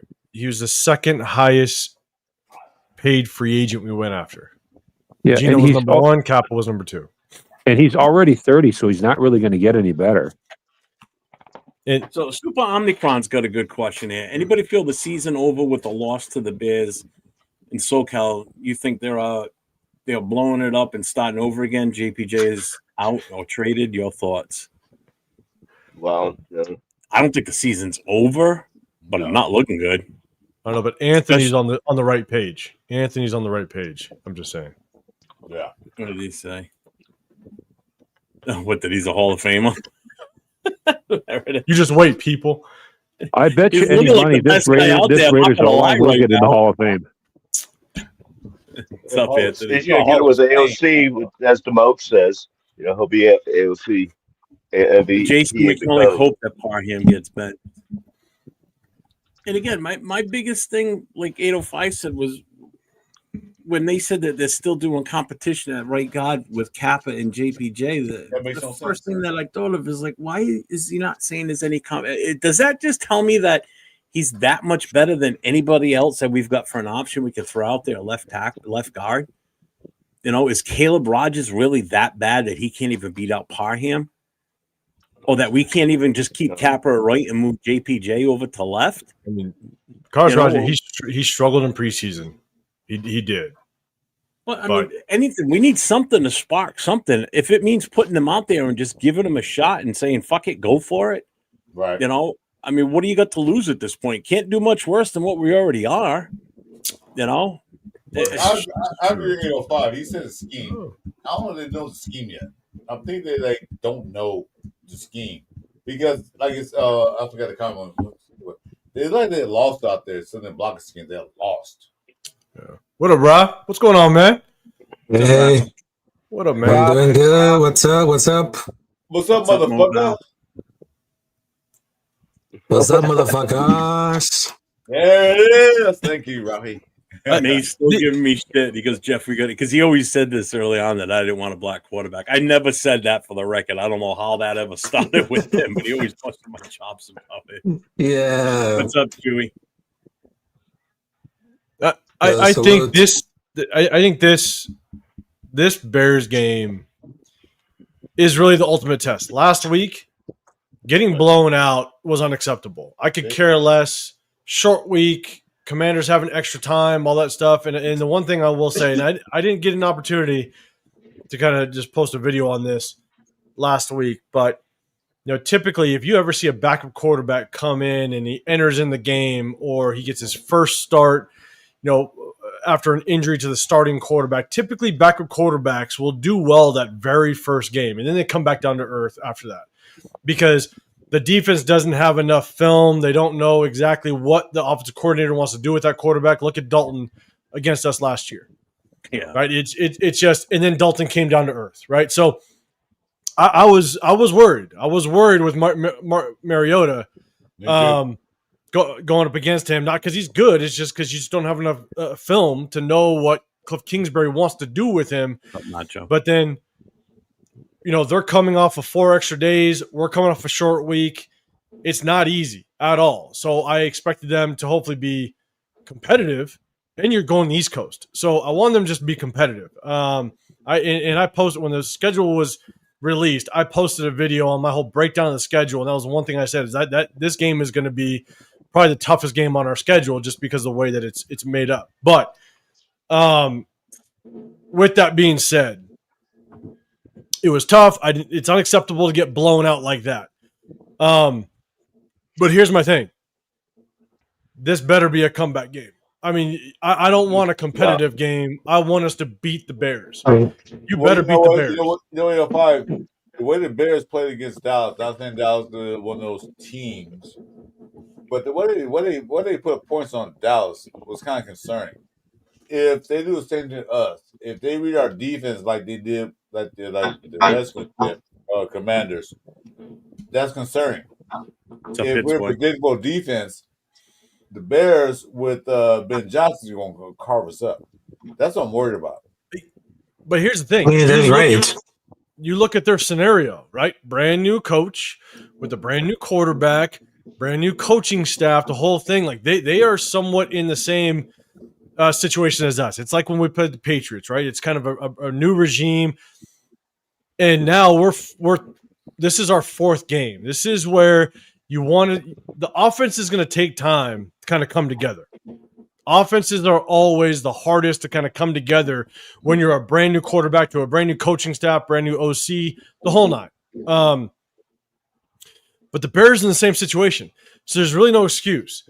Like game 4, things should start to come together. Game 4, things need to start to gel. And when you're That is playing true. against a Bears team that is very similar to us in just the makeup and the start of the season, then Pete Carroll, prove that you've been able to kind of outcoach that Bears coaching staff. Prove that you've made the right moves and prepped this team to be ready for this moment. Because I'll tell you right now, you lose to the Bears, the Colts are on fire a little bit, and now we got to travel to Indy. I don't think there's any excuse, barring major injury. I don't think there's any excuse why you don't beat the Bears. You better come to work and beat the Bears. Yeah, I think it's true. I mean, And we're go ahead, Ralph. okay, so I believe what I just said about it, but Ryan Leaf. over the last time we're running a lot of vanilla running and passing plays where the opposing defense basically know what's going to happen before we even snap the ball. When I just watched the replay against Washington Commanders, and it just about every snap, the opposed team knew exactly what we're going to do. And for some reason, Chip Kelly doesn't call for any motions or anything else that can give the offensive line and, any extra information. So those guys just run free, or Jordan Meredith missing it to fight a blizzard at a couple plays. He had to find a blizzard, and they didn't even blitz. That's one of the big reason why this overwhelmed us. Also, there's the fact that the online just got blow up on plays because they just beat up by the defensive line. If you're going to run something vanilla that everyone knows is coming, you better be great at what you do. We aren't. And we need to get that regime to full season and 2 off seasons before we can expect to be contender. We need to allow this blend, because I think we all expect this not going to be like, man, just plug everybody this work, but that's not the reality. But I really understand that the coaches in the front office are telling they're win now mode, but which coast? Because some of the guys are really patient, some of those guys are really impatient, because we are closer to rebuild and we can see whatever they're watching the games. We need more work at the offensive line, the defensive line, secondary, because we have no young talent at linebacker or quarterback. And the only young talent we have as a running back or receiver, that's really like a soft rebuild. Because if we're in rebuild mode, because our roster is in a win now mode, because if I can demonstrate why the reason, that's what happens if they hadn't gone at the ads, because we're not in panic mode, because our defense is playing not to allow yards or gain, which is costing us, because honestly, we don't have the right talent right now. Because I understand there are some great talents, but we need more improvement. I mean, not many of the fans are really happy right now. So I understand that the game between like Washington Commanders is just like a trap game, but at the same time, we need to get involved a lot of things more. So don't let the Chip Kelly say we're going to need change positions. That's not the thing. Let Jackson Powers Johnson play as the original position and let those players have a breakout game. Let the defense come in with a game plan that actually really works. This wasn't a trap game, Rafi. This game was against a team that went to the NFC Championship game that nobody predicted. They had a great offense and a decent defense. They got to the NFC Championship game. It wasn't a trap game. On my breaking prediction, I predicted they're going to lose to Washington. You're saying the Redskins game was a trap game? He said it's a trap game. It's not a trap game. The Commanders was not a trap game. I predicted them losing the Commanders. I said, they're going to lose that game. Yeah. Because the only thing they did, they didn't change a whole lot of things. They added Deebo Samuels, and a few other guys. So they already were a team built already to play against all the elite teams. So it wasn't a trap game, Rob. I don't correct you on that. No. Yeah, because if you guys, what they kept saying in the preseason was, "Oh, we're running a vanilla offense." Okay, what are we running now? Rocky Road. I mean, it's bad. Like Rob said, like I was going to say earlier, there's very little motion going on pre-snap to find out exactly what's going on, and it's just basic offense. And like everybody's saying, the defenses are. It's almost like that Super Bowl game against Tampa Bay, where the defenses are calling out our plays before we even run them. So why aren't we? I mean, That was Chip bad Kelly's head this coaching. That's what offensive that was. guru. No, he Why, can't. why, why, why are we mixing some things up? Do we not have the talent for it? I mean, is that it? Yeah, Mike, I, you can't play that Tampa Bay Super Bowl because you have John Gruden who orchestrated the well, offense. I know, I know the circumstances. Offense, and then Callahan didn't change the offense at all, so they knew Well, I exactly. know. Well, they're doing the same thing, but now it's with the formations that we're running and who's in there, especially with Genty. Because we're not running pass plays with Genty in there. I mean, Genty's in there. We're running the ball 90% of the time. Well, and With I think Genty. that's why we're also running Zamir a little bit more than usual, is because we want to keep them guessing. Is he really coming out for a pass play, or is he actually running the ball? And he's just not effective when he goes out there and runs the ball either. But I agree with shit. Where the hell was it? I just had it. Oh no, but everybody loves your Rocky Road comment. It was a good one. That was a good one. Yeah, that was a good one. Shit, I had it. Chris, I've been thinking all week and came up with that one. I said this before too about what SoCal Sal said here. I still think there is too. I think there's something more to this JPJ thing. Does it come down to he did something in the facility that they're just punishing him for, or they're holding it against him? Or the other thing is he not as good as we really think he is, based on, like he showed he was last year, but did he regress this year? I mean, is the concussions an issue, or something's going on that we're not being told, and it'll come out at some point. Well, have you noticed on the depth chart? One thing about that, Jeff. This is professionals. I don't think it's personal. I don't like you. Big girl said, I don't like you, GPG, not playing. This is professional football. What they want to do is win games. The more games you win, the more money you make. I don't think it's like GBJ said something with my daughter type situation, or he did something. It's not personal. It's something happened professionally. Pete Carroll don't like GBJ for that reason. So it's not personal. I'm sorry. Go ahead, AO5. But have you noticed on the depth chart? You don't put a whole lot of stock into the depth chart. But the funny part is the depth chart says it's JPJ or Alice Kappa, and it's Zamir White or Mostert. Raheem Mostert that hasn't even reported to a goddamn game. It's like, wait a second. So, and again, you don't put a whole lot of stock in the depth chart. You don't. But when you label it out like that, you're sitting there going, wait a second. How is it JPJ or Alice Kappa where there shouldn't really be a competition whatsoever? Because here's the one thing is we know what JPJ can be, and he's a young talent. So you always want to make sure that you prioritize young talent that has a massive upside over a veteran that we already know what he is. And so you don't question that at all. You always go with the higher upside, especially being a second overall pick or a second round pick, all that stuff, right?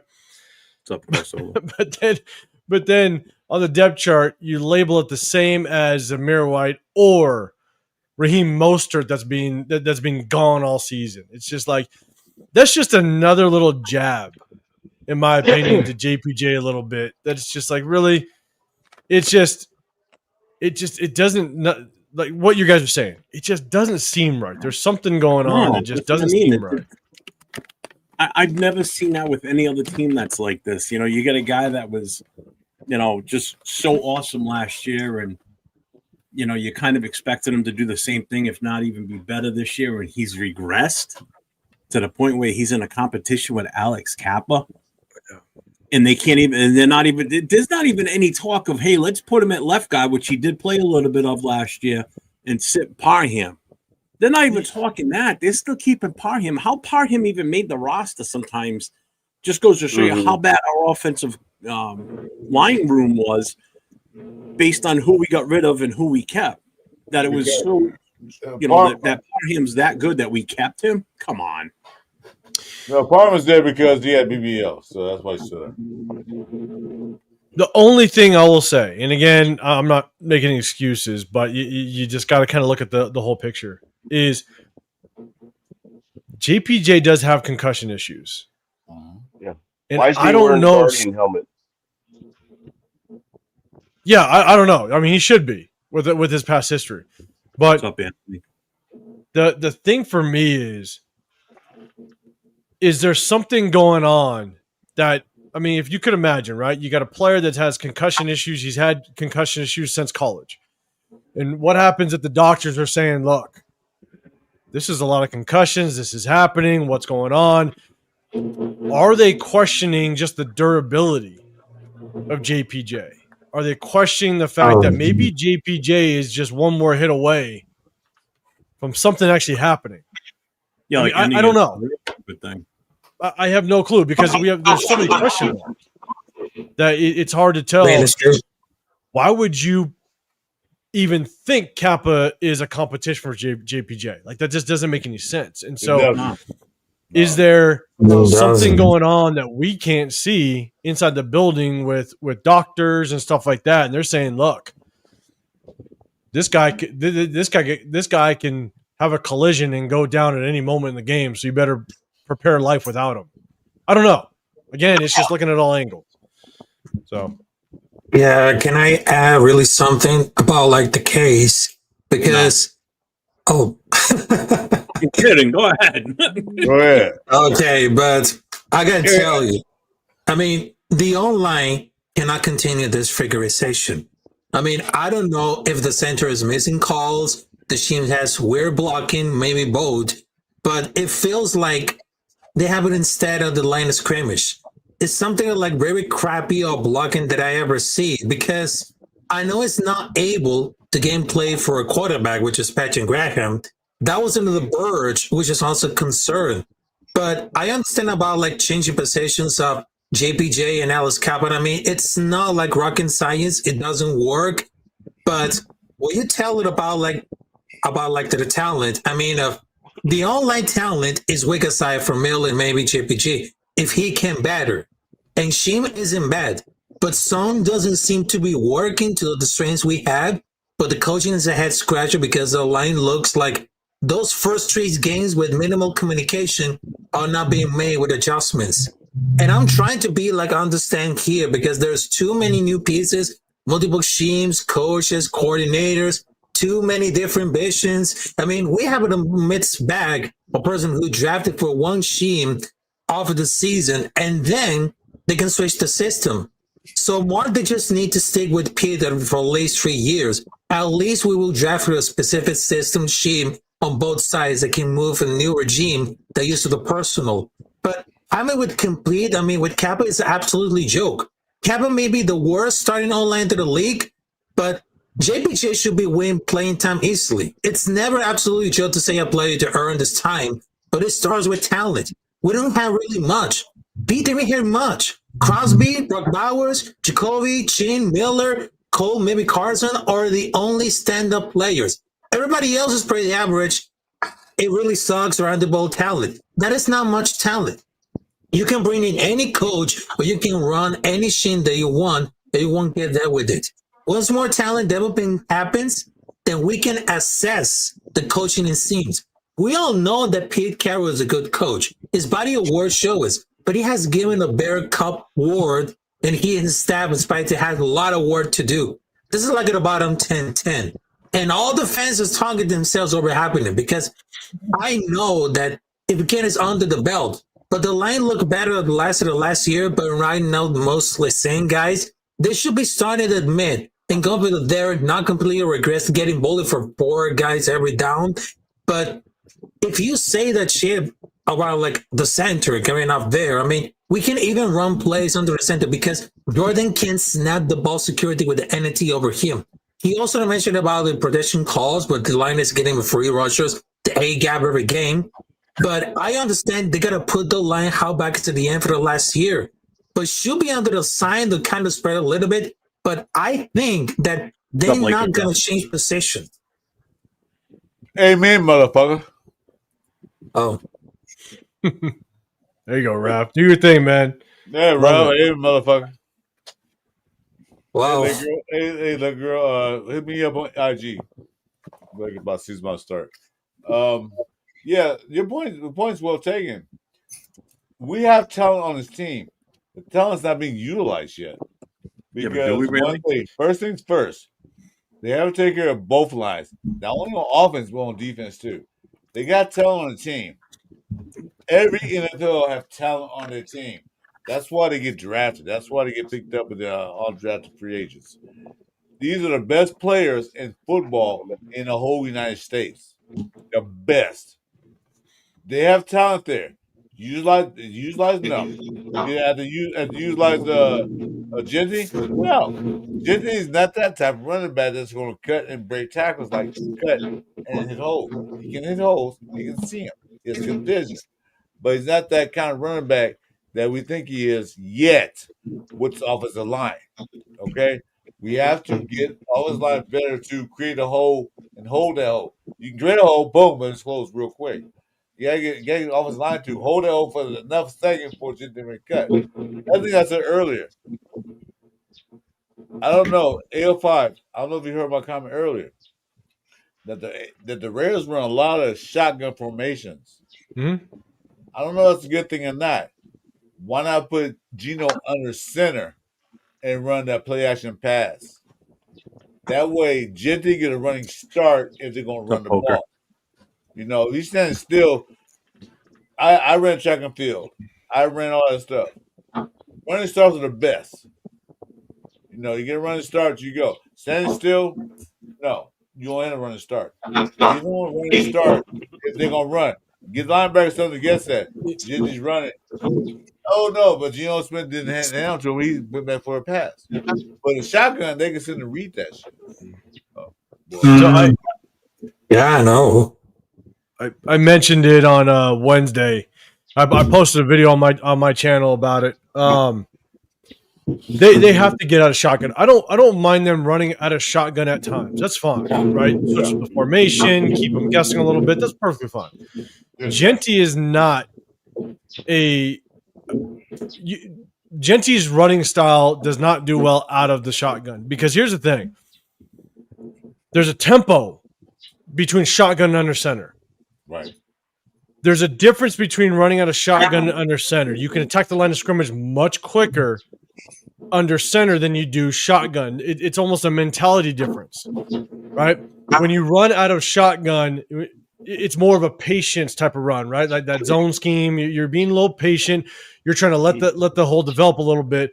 But when you come under center, which to me I think feeds more to what Genty's style is.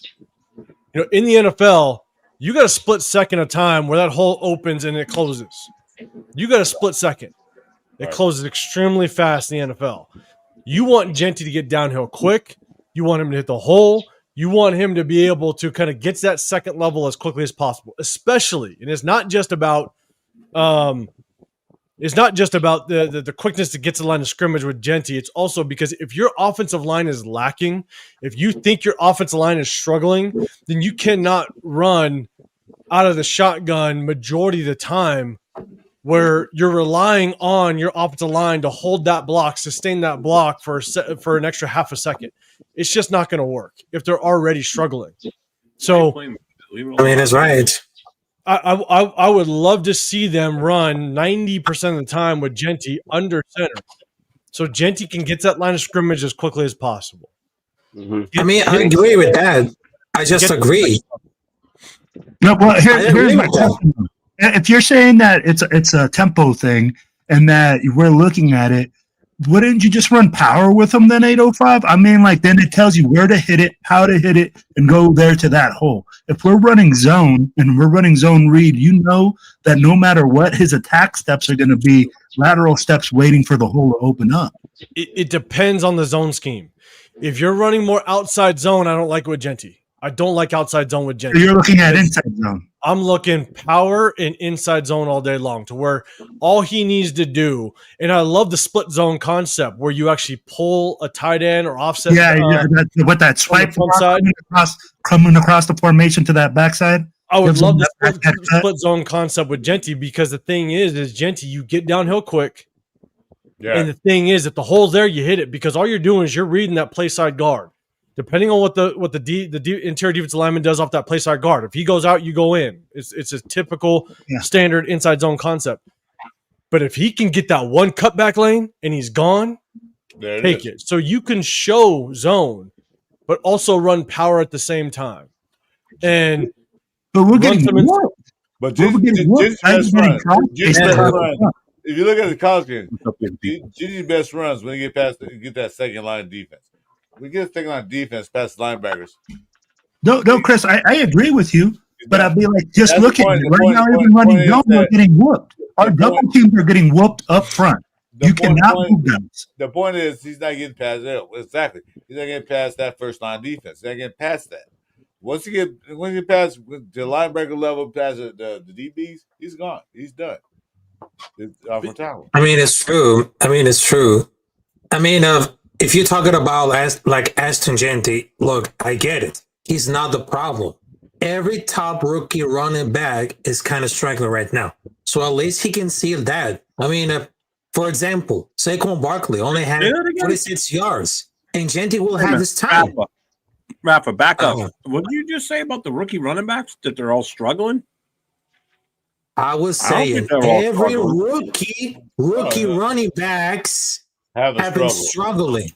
Have a struggle in the first season. They usually do. Yeah. I see what you're saying.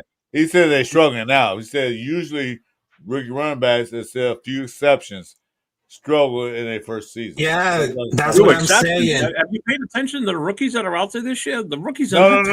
He's not saying, Jeff. He's not saying, Jeff. Usually the rookie running backs, all the seasons, usually struggle in the first season. They're not all-star running backs.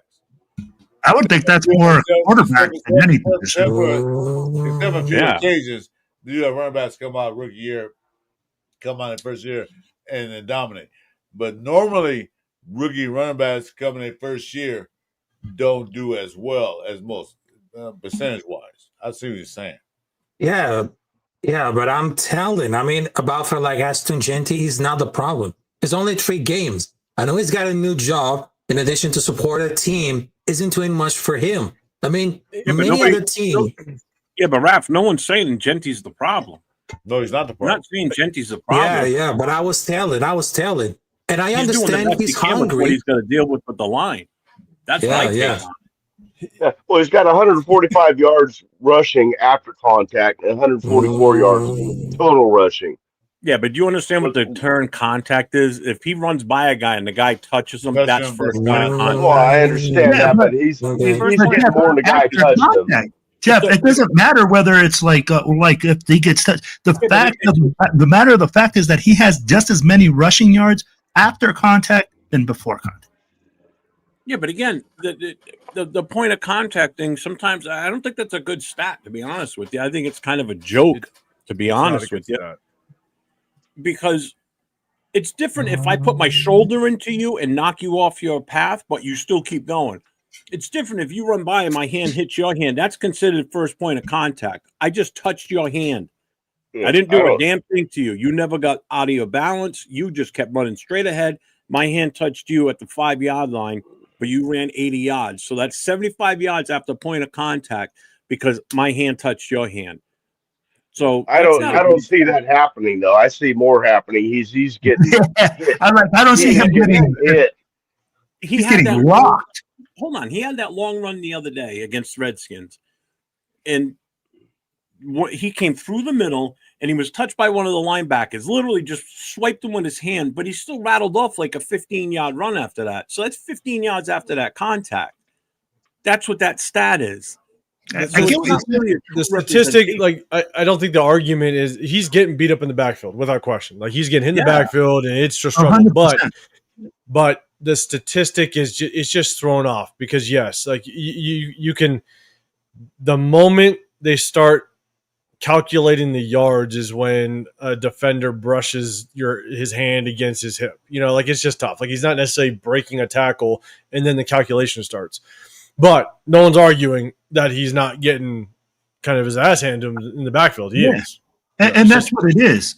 I'd be like, it would be different if he was getting back there and some guy was just running by him and swiping by every once in a while. But this is every play. Yeah. Every play I see a guy in the backfield.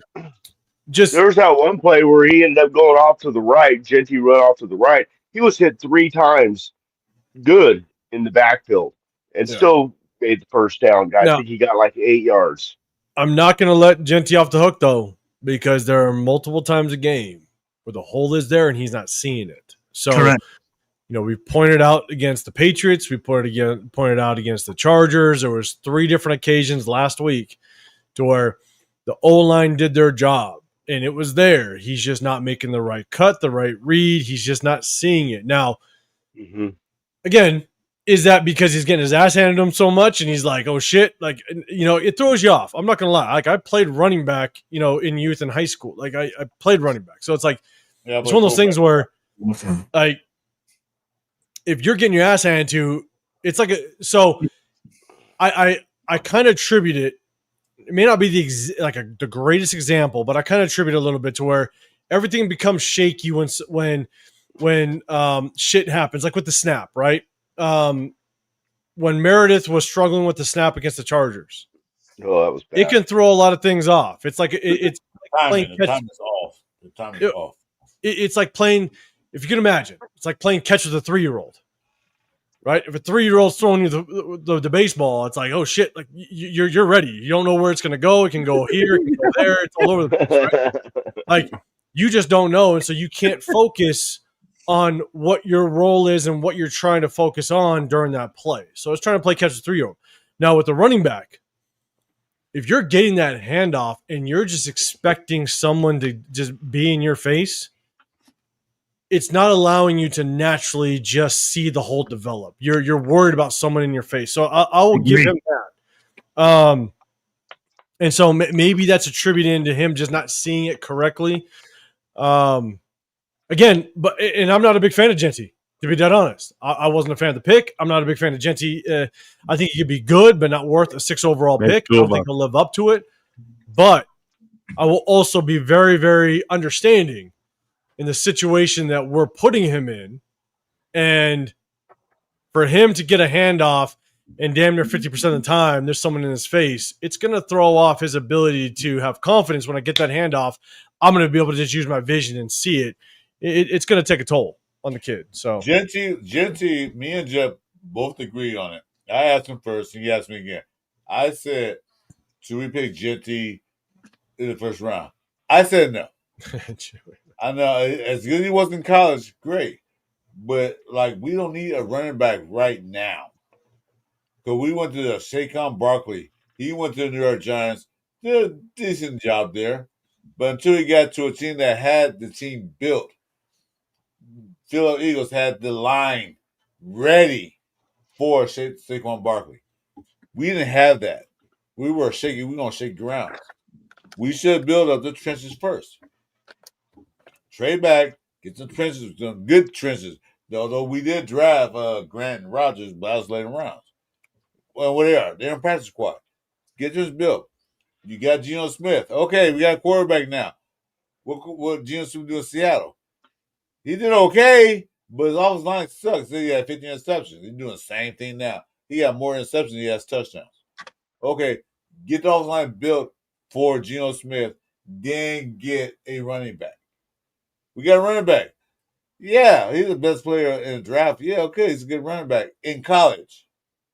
But there were a lot of running backs that was out there we could have got too instead of that. The lineup. 805, Will, Jeff.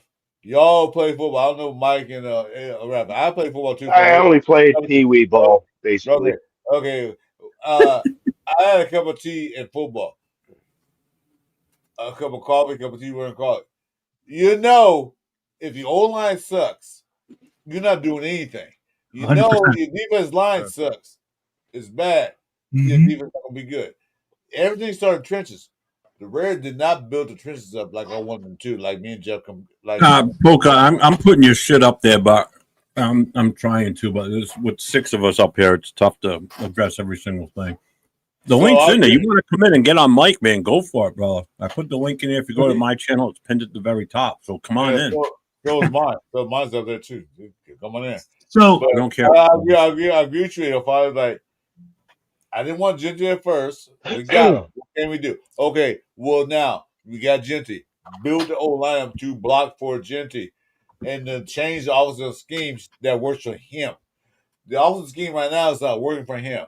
At Fresno State, he ran a lot of pistol. He ran the quarterback on the center.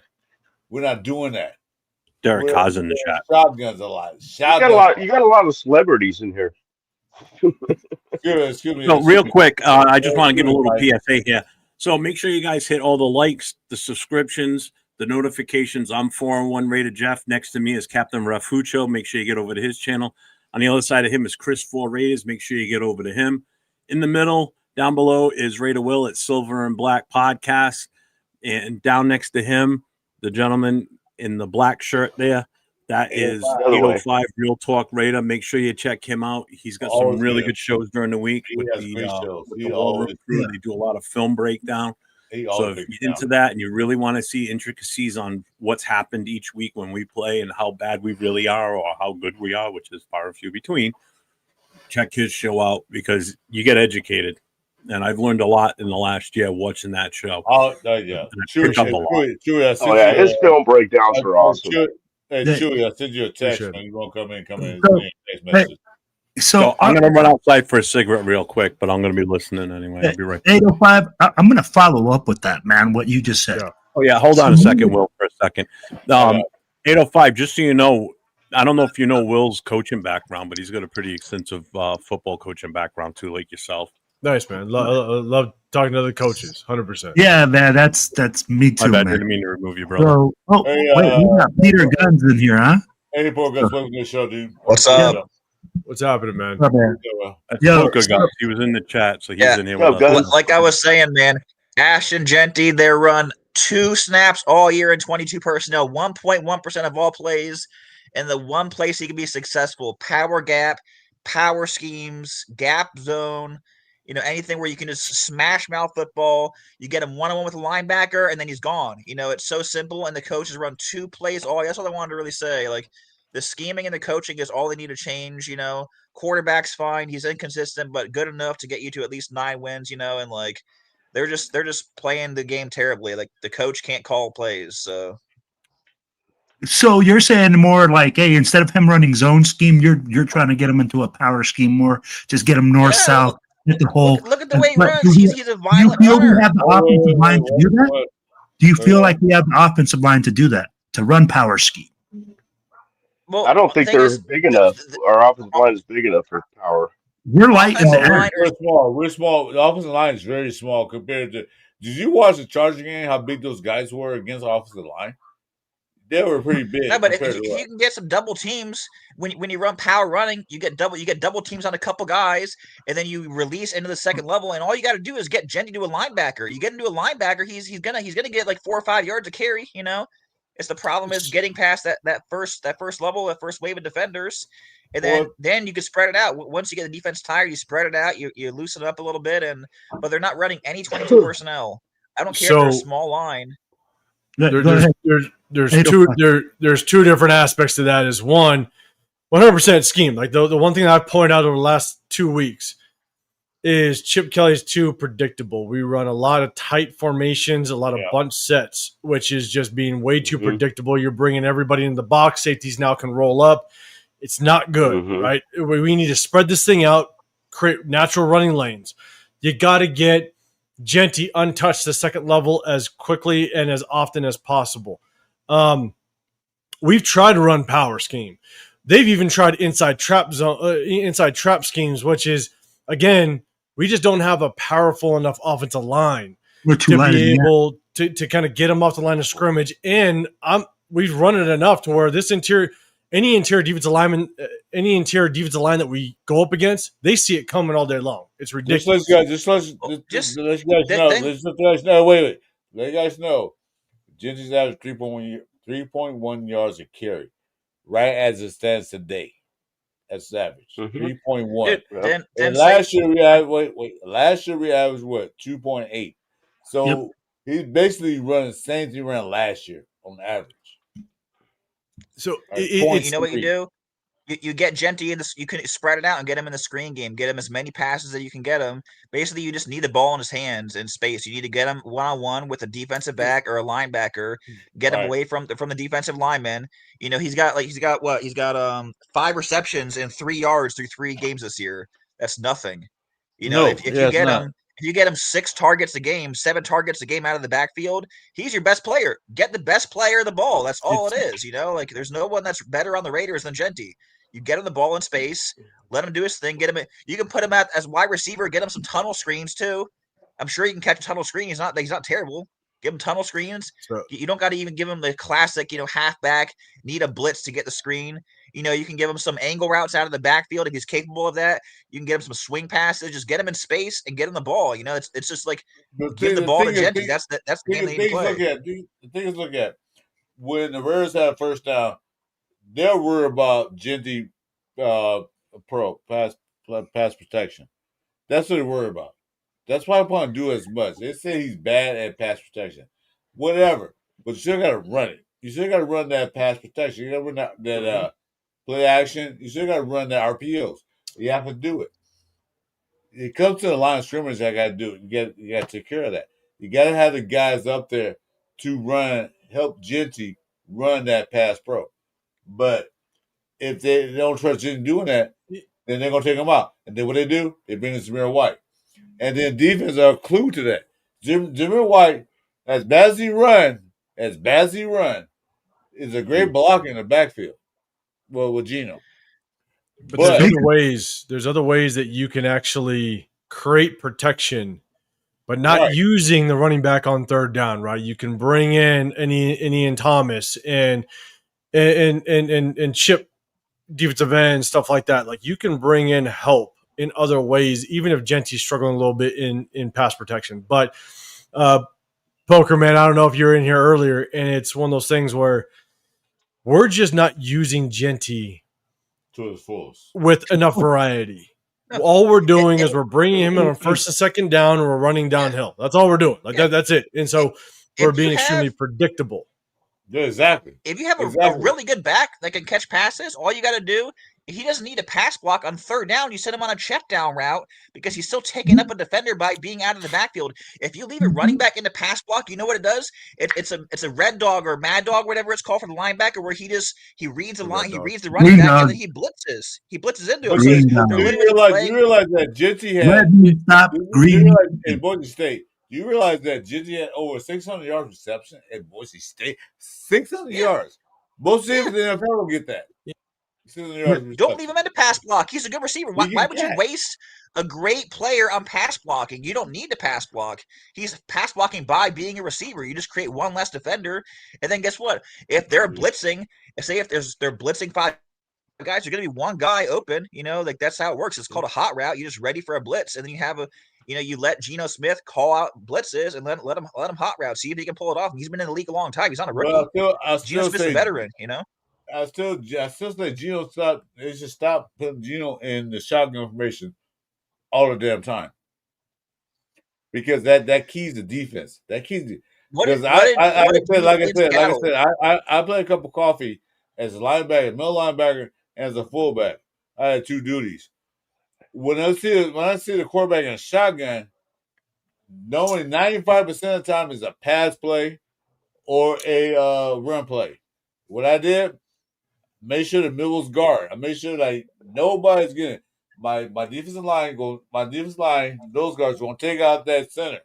They give me a hole to gap where I can either watch the guy run the middle as a draw play, or I can blitz inside. That's what the Raiders are giving them. When it was the quarterback on the center, I had no fucking clue they're gonna run. I have to work my brains like, what are you gonna do? He's gonna hand off? Hand off? I got it. But then, what if he plays a pass? Wow, China's ran right past in the middle. See, that's what I'm saying. If you run a shotgun, you can predict what they're gonna do. You're gonna predict exactly what they're gonna do in shotgun, and you can see the play coming up. It takes longer to play development shotgun than it does him Geno Smith being on the center. I will say, Chris, though, Geno Smith ran shotgun 81% of the time in Seattle, and that's been his biggest success. So you do want to have your quarterback ready for success too. So you do have to play a little bit of shotgun for Geno to have success in that offense. So you can play a little bit, but at the same time, you also have to make sure that you cater to your strong points.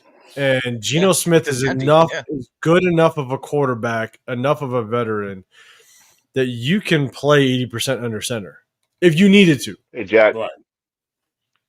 I mean, Parker, honestly, like I think you're kind of reiterating a lot of what I think a lot of the Raider Nation is saying. It's just we need more versatility. We need to be able to get Genty in space. We need to be able to use him in different ways as opposed to just be so damn predictable and just run behind, an offensive line all day long. I mean, we can't be predictable. I mean, you guys hired Chip Kelly, whose fault is Chip Kelly's not an offensive genius, But he was known for offensive creativity, but that's what we're lacking. And you guys are correct, man. There's no offensive creativity. Just look at Queensbury coming in with the freaking backup quarterback, came up with the new game plan, recreated it, suited it for his guy, and was effective against us with the Commanders. What's up, Hicks? I mean, like, that's the thing. We said it earlier, man. Chip Kelly, shame on you. $5 million with zero offensive creativity. $6 million, man. $6 million. Yep. Hey, Raiders, me at 805 will take half. What happened to that Chip Kelly up-tempo offense? Remember Chip Kelly in Philly when he was going that crazy up-tempo shit? Whatever happened to that, with Well, and that's the thing. Where's your creativity? I don't think they have the personnel to run that upscale thing that Chip Kelly can run. Chris, you're light in the ass. I'm going to tell you something about Chip Kelly. I'm going to tell you about it. Maybe a that's UFC fan. I watched Chip Kelly in Oregon. I watched how Oregon did in college. They never won a championship when Chip Kelly was there. I wondered how he did. I saw it. I saw him in the Philadelphia Eagles. What he did. He ran upscale offense in the NFL. It worked for 2 years, but the NFL got caught of that. I saw Chip Kelly go to UCLA and play that, try to run it. They did all right, but they weren't that good. Then I saw him. Then I saw him go Ohio State. Chip Kelly had the right personnel to run the offense he likes to run. I don't think Chip Kelly knows. He came to the Raiders knowing that, okay, they got Tom Brady there. They got an owner that wants to win. Oh, they hired a coach. Pete Carroll is a winner. Chip Kelly said, I can do this. Chip Kelly ultimate goal want to be a head coach eventually. I mean, my boy up at AL5 was on a show with me and Ray talking about that. He was the head coach. He don't have the right personnel to run the schemes going to run. He had to tone it down. The offensive line is not working for him. Now, it might in a couple of games.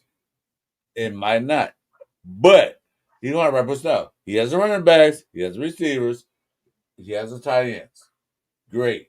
But the old line is not working the way he want to work that scheme. The tough part, though, the scheme is not working right. That's why they shipped the offensive line. They just saw, like me and Jeff said, they saw shit coming in the draft. They just saw it coming. What do we need? Offensive line. It starts in the trenches.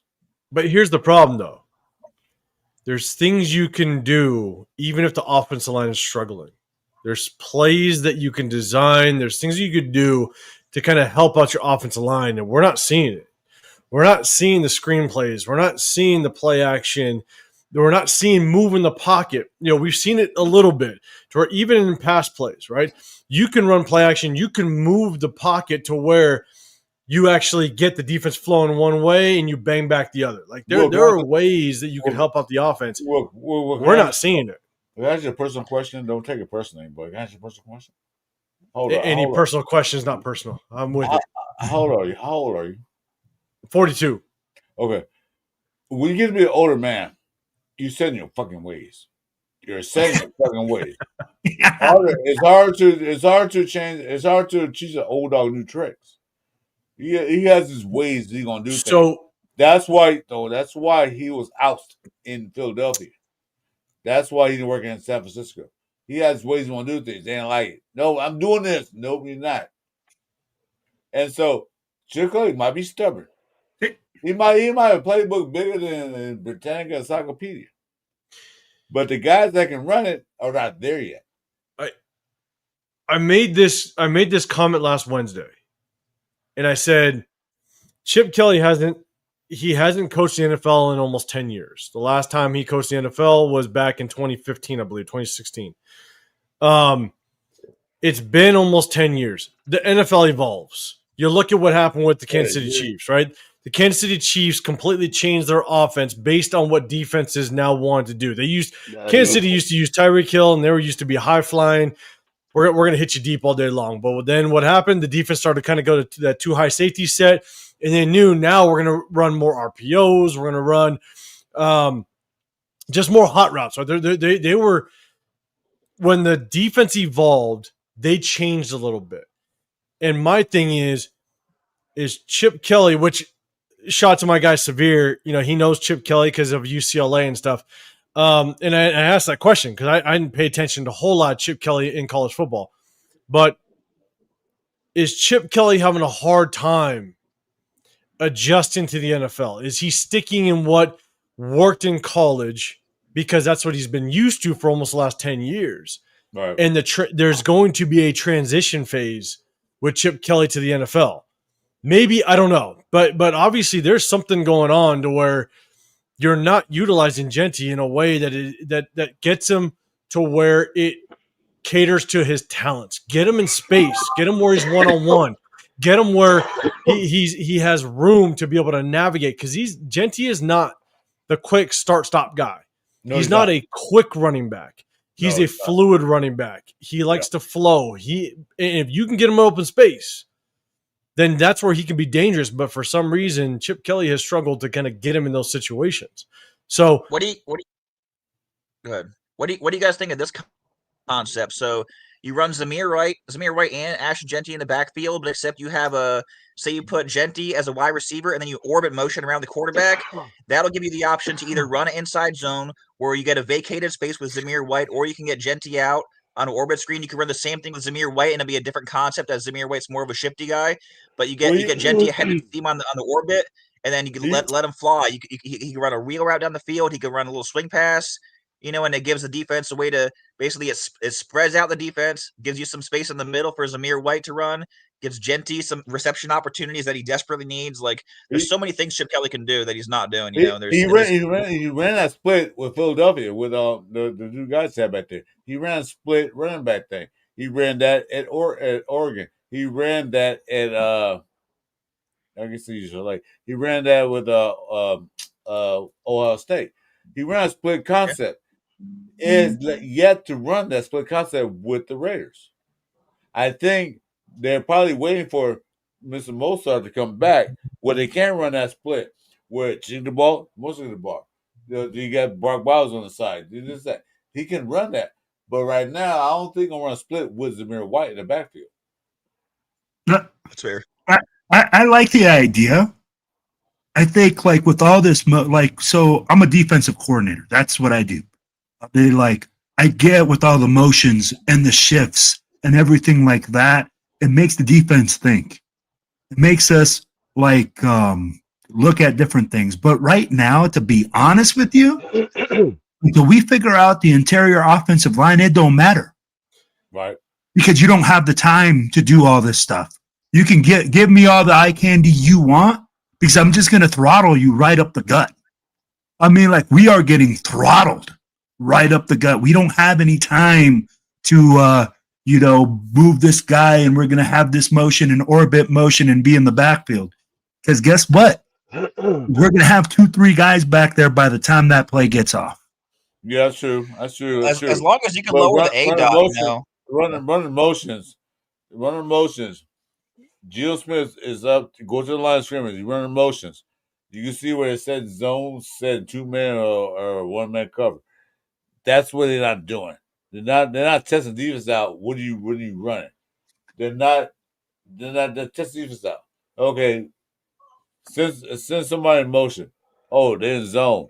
They're in cover 3 zone. They're in cover 1 zone. They're not doing that. I watched that. They're not doing that. They're not testing defense out. They run the same plays, the same motions. The same guy. He's lined up over here.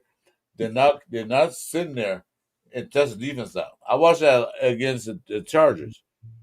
Second half they started doing that. That's why they started coming back. But of course things happen. Against the Redskins, I'm gonna call them Redskins. I'm gonna call single Chargers. That's so what? I'm old. But they didn't run a lot of motion sets. They didn't test defense out. Defense like, oh shit, they're gonna run this. They're gonna run that. As you a defensive coordinator, you see that. You see what they do. Oh, they're in 12 formation. They got 2 tight ends set. One's gonna block, one's gonna go out. We'll cover that tight end, and then a safety. Then we're gonna rush the running back. They're doing the same thing. It's predictable. Maybe their Raiders are setting up the NFL for like, yeah, we shall do what we can do, but we're gonna show what we will do later on. I don't know. Hopefully so. I don't hate the concept, right? Getting kind of Genty into the passing game, maybe using him in the motion game. I don't mind it, but the crazy part in me, just for myself, is I don't know if it needs to be even that complex when using Genty. Like it's just about getting Genty a little more involved in the passing game. You can motion him out of the backfield. Like when you said the tunnel screens, right? The tunnel screens, the slip screens, stuff like that.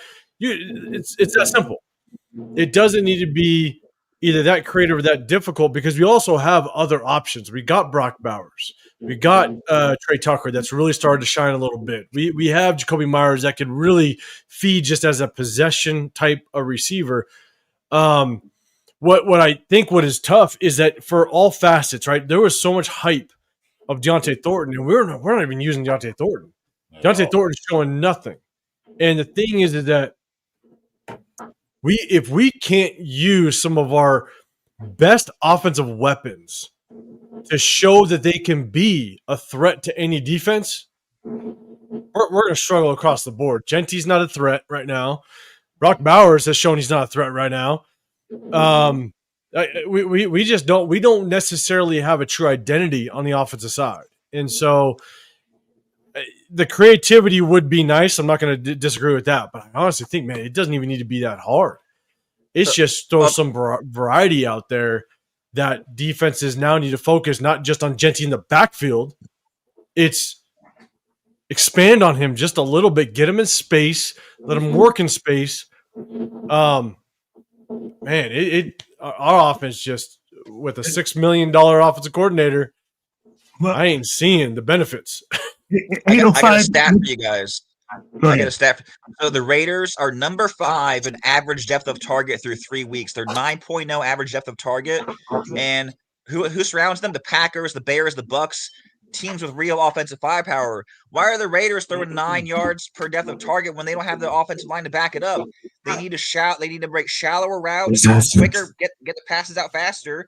When their average depth of target's 9 yards, they're not going to be successful. You know, they can't chuck it downfield and they don't have an offensive line. You know, like. I agree with you, and I think that's because Geno's trying to push the ball down the field.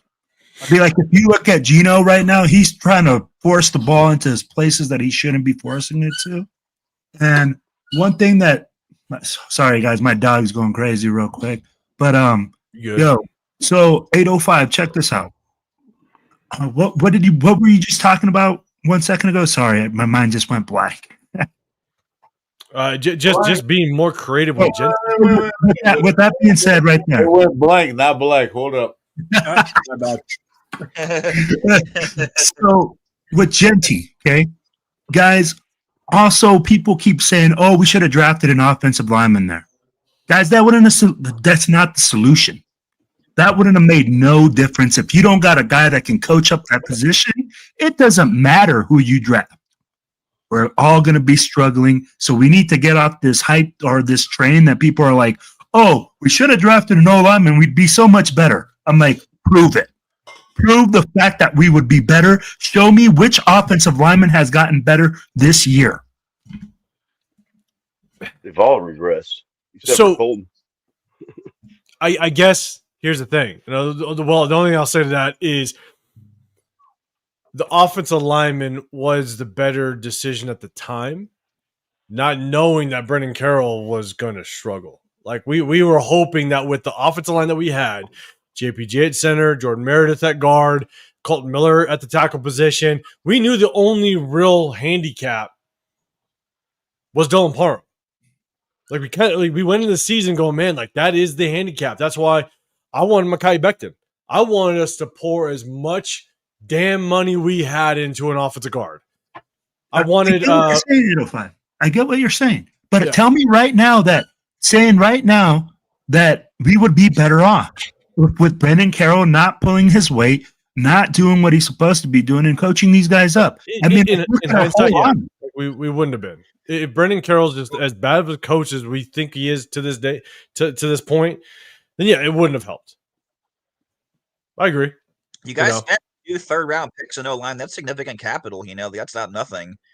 You did spend picks on OL this line, but they're not good and they're not ready. Don't get me started because our guy Leo has a funny video of me on draft day. Because we drafted Genty and JT the Brick came on stage just hyping him up, and I was sitting there going, "Don't do that. Don't hype him up with the offensive line we have. You better prioritize the offensive line in round 2, or we're screwed." And what do? We traded back twice, and then we took a wide receiver and got a wide receiver that hasn't had a single impact on this season so far. Hey, you got a first down. The thing is, the 7 of us here can scheme up a Genty to get open and get him yards and get him success. He doesn't have to run right up the gut on first and second down like you guys are saying. If us 7 can do it, how come Chip Kelly can't figure it out? You ready for the tinfoil hat? You ready for me to? You ready for this? Here's my thing. And I said this on our Wednesday live with Chris and Severe. And I mainly asked Severe because I'm like, I don't know, I can't believe this to be true, but Chip Kelly, he had both Travion Henderson and Quinshon Judkins at Ohio State. 2 running backs that went basically in the second. I think Quinshon Judkins won the second. I believe he did. To the Browns. Yeah, he did. Here's my thing is, and again, tinfoil hat. I'm not saying this is what went down, but this is just a scenario to throw out there. You got Chip Kelly in that war room, in that draft room, pound the table for maybe one of those guys. Spytek and Pete Carroll are like, hey, no, I want Genty, right? Which I wanted. Maybe there was a discussion. Maybe there was an argument. Maybe there was a back and forth on what strategy they want to do. And Spytek did come out like a week after the draft and said, there were some guys we liked, but we just didn't know if they were going to be there. Both Quinshon Judkins and Travion Henderson were there for the picking. They went after our second round pick.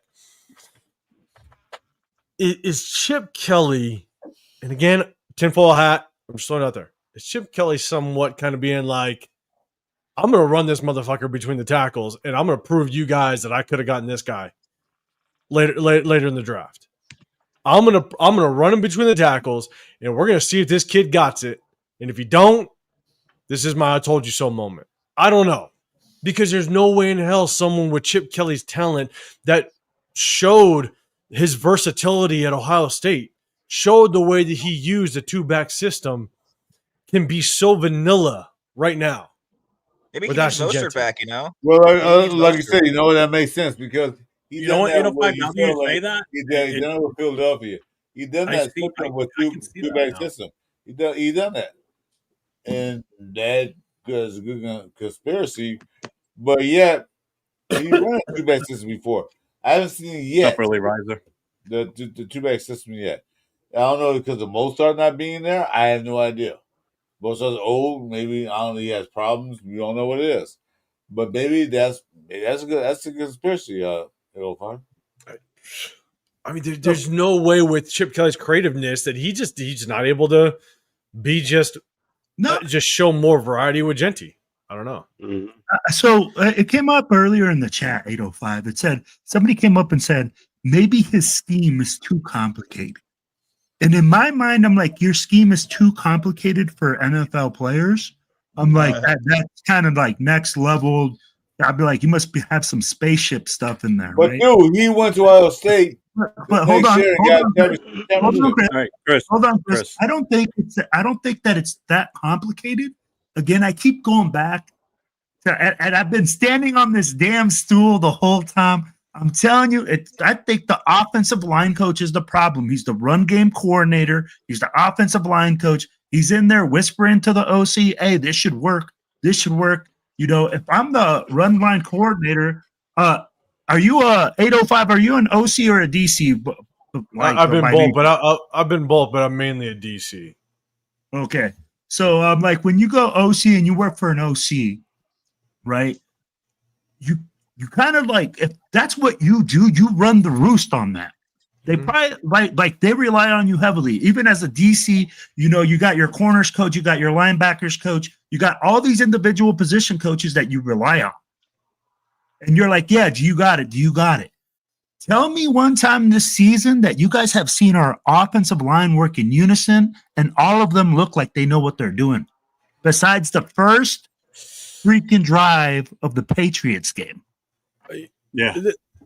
There's been moments, don't get me wrong, but at the same time, there's also confusion with the receivers.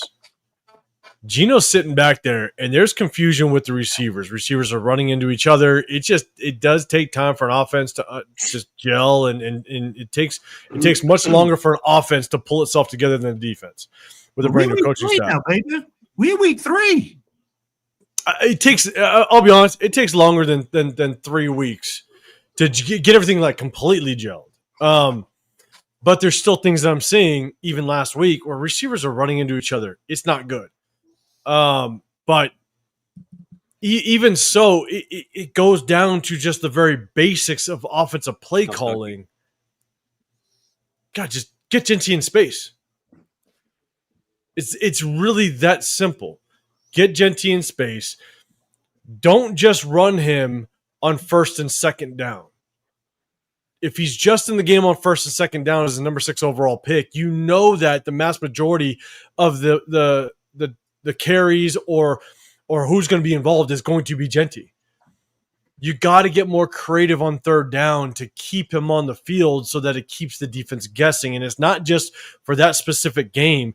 It's also for week 10, 11, 12, 13, where defensive coordinators now need to prep for a screen game or prep for Genty getting the ball out of the backfield. You just got to get more creative. And right now we're so vanilla that I hope creativity comes out of nowhere this weekend. Hey, so a little bit of a curveball. I got one question for you guys. We got a couple coaches in here. So I have this concept for a silent snap count where you can add at the end of any play, clock 5, clock 7, clock 8. And what that means is instead of watching the ball, all the players watch the play clock. And as soon as the play clock hits whatever number, the ball is snapped. So that way, when you're in like Arrowhead or something, and there's a loud crowd you can't hear, you call clock 5.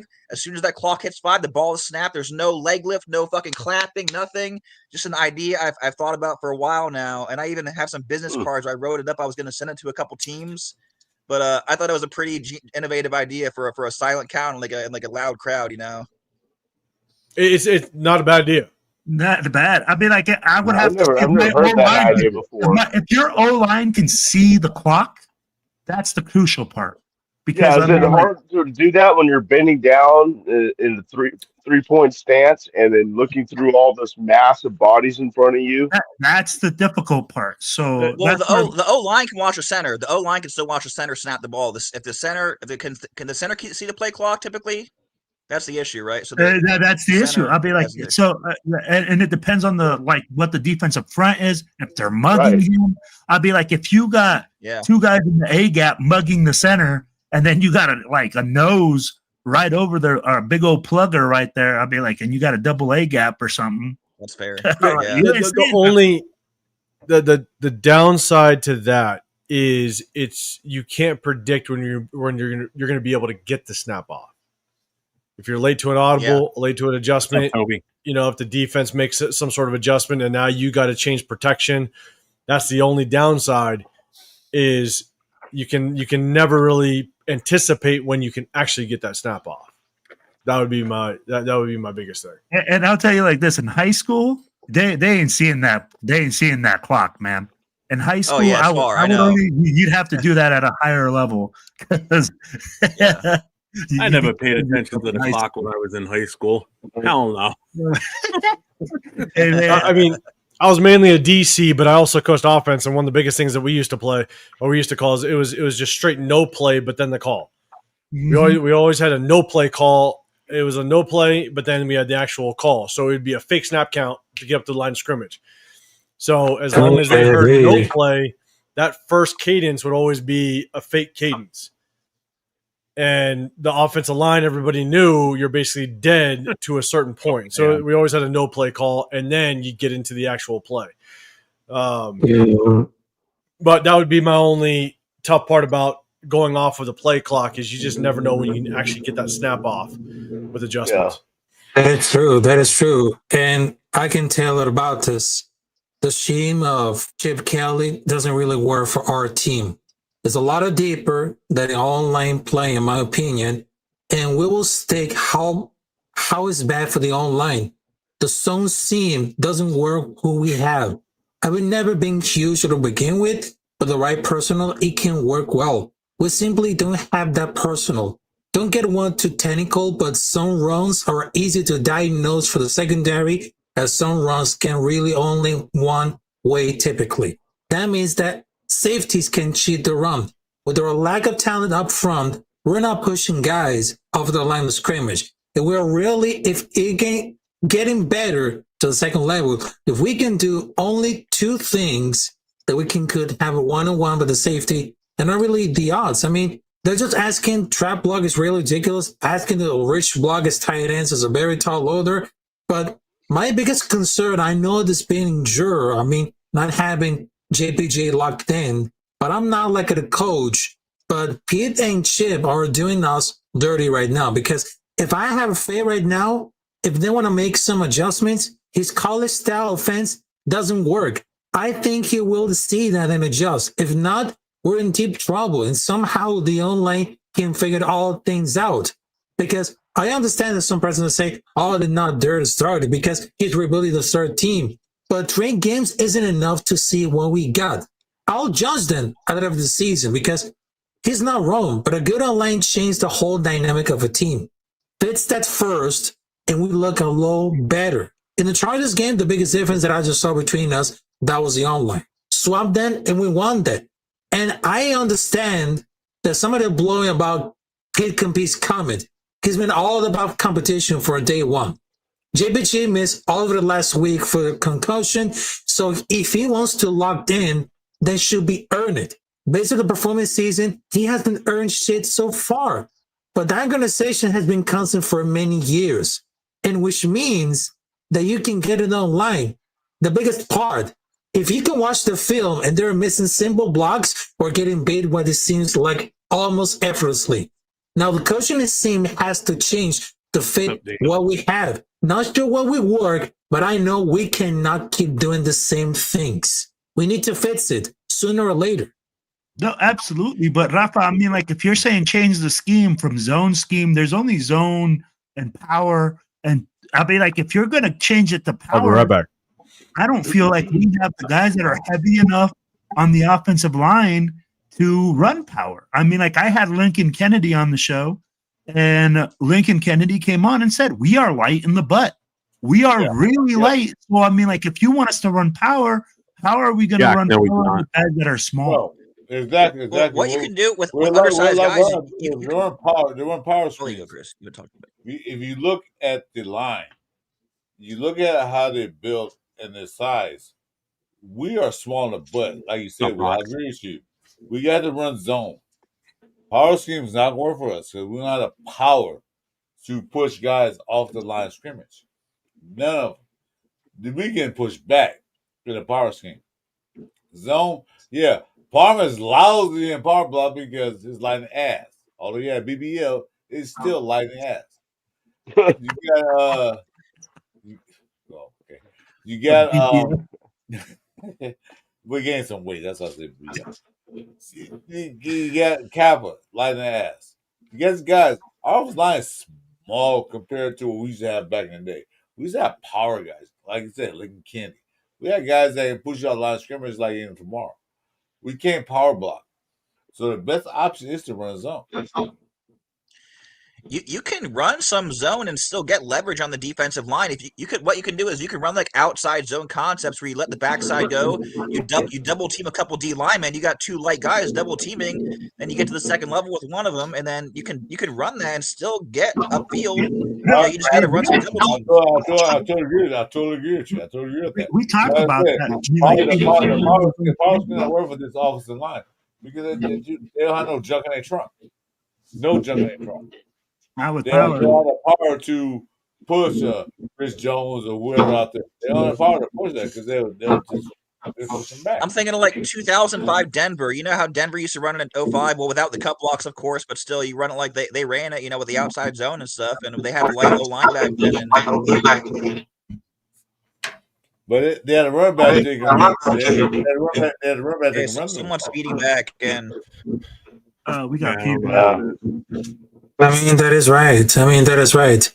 And I gotta tell one last. Oh, The feedback. Oh.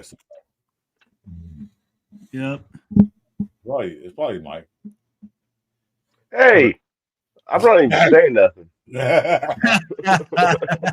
We know Mike. I love you, game brother. I was messing with you. I know, man. sorry.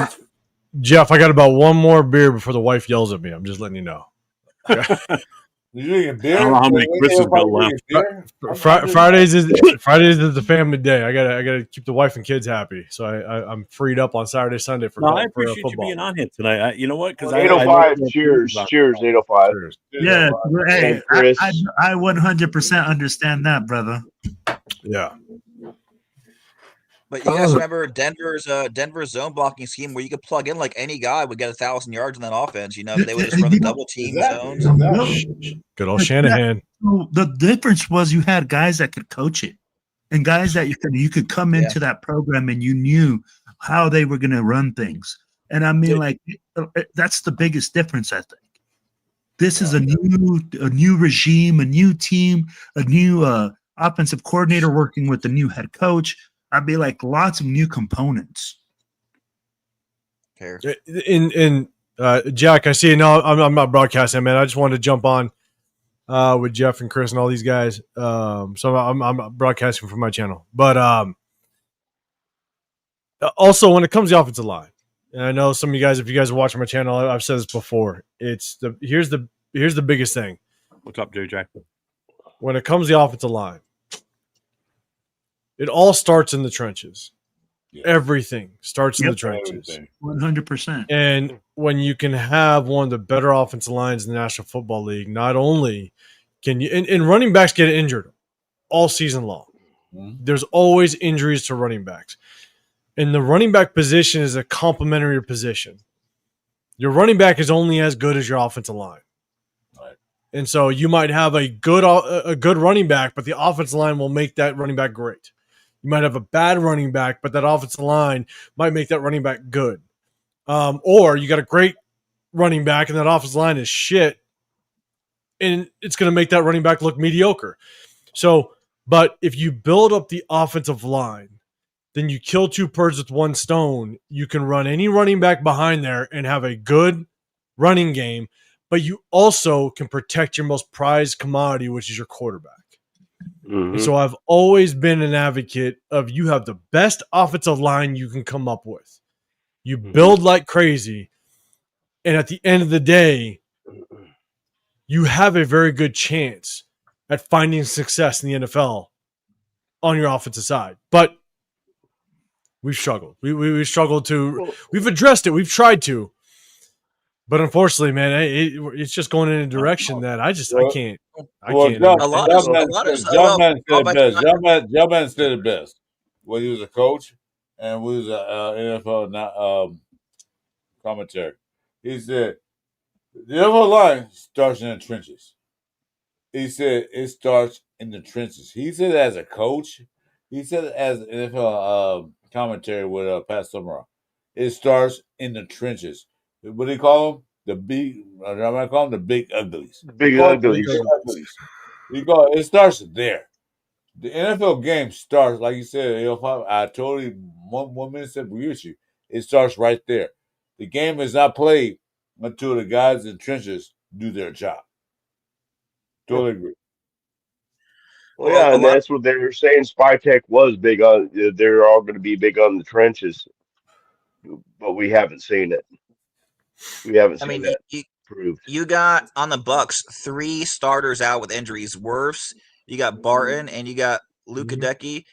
I know Barton's not out. I mean, what is it? Mock got injured. Yeah, Mock got injured. Gadecki and Wirfs, and their running backs are getting 4.5 yards a carry. It's about the coaching. You know, you got to have a coaching and a scheme where you can plug guys in when you need to and still run the ball. You know, And that's why I hated the fact.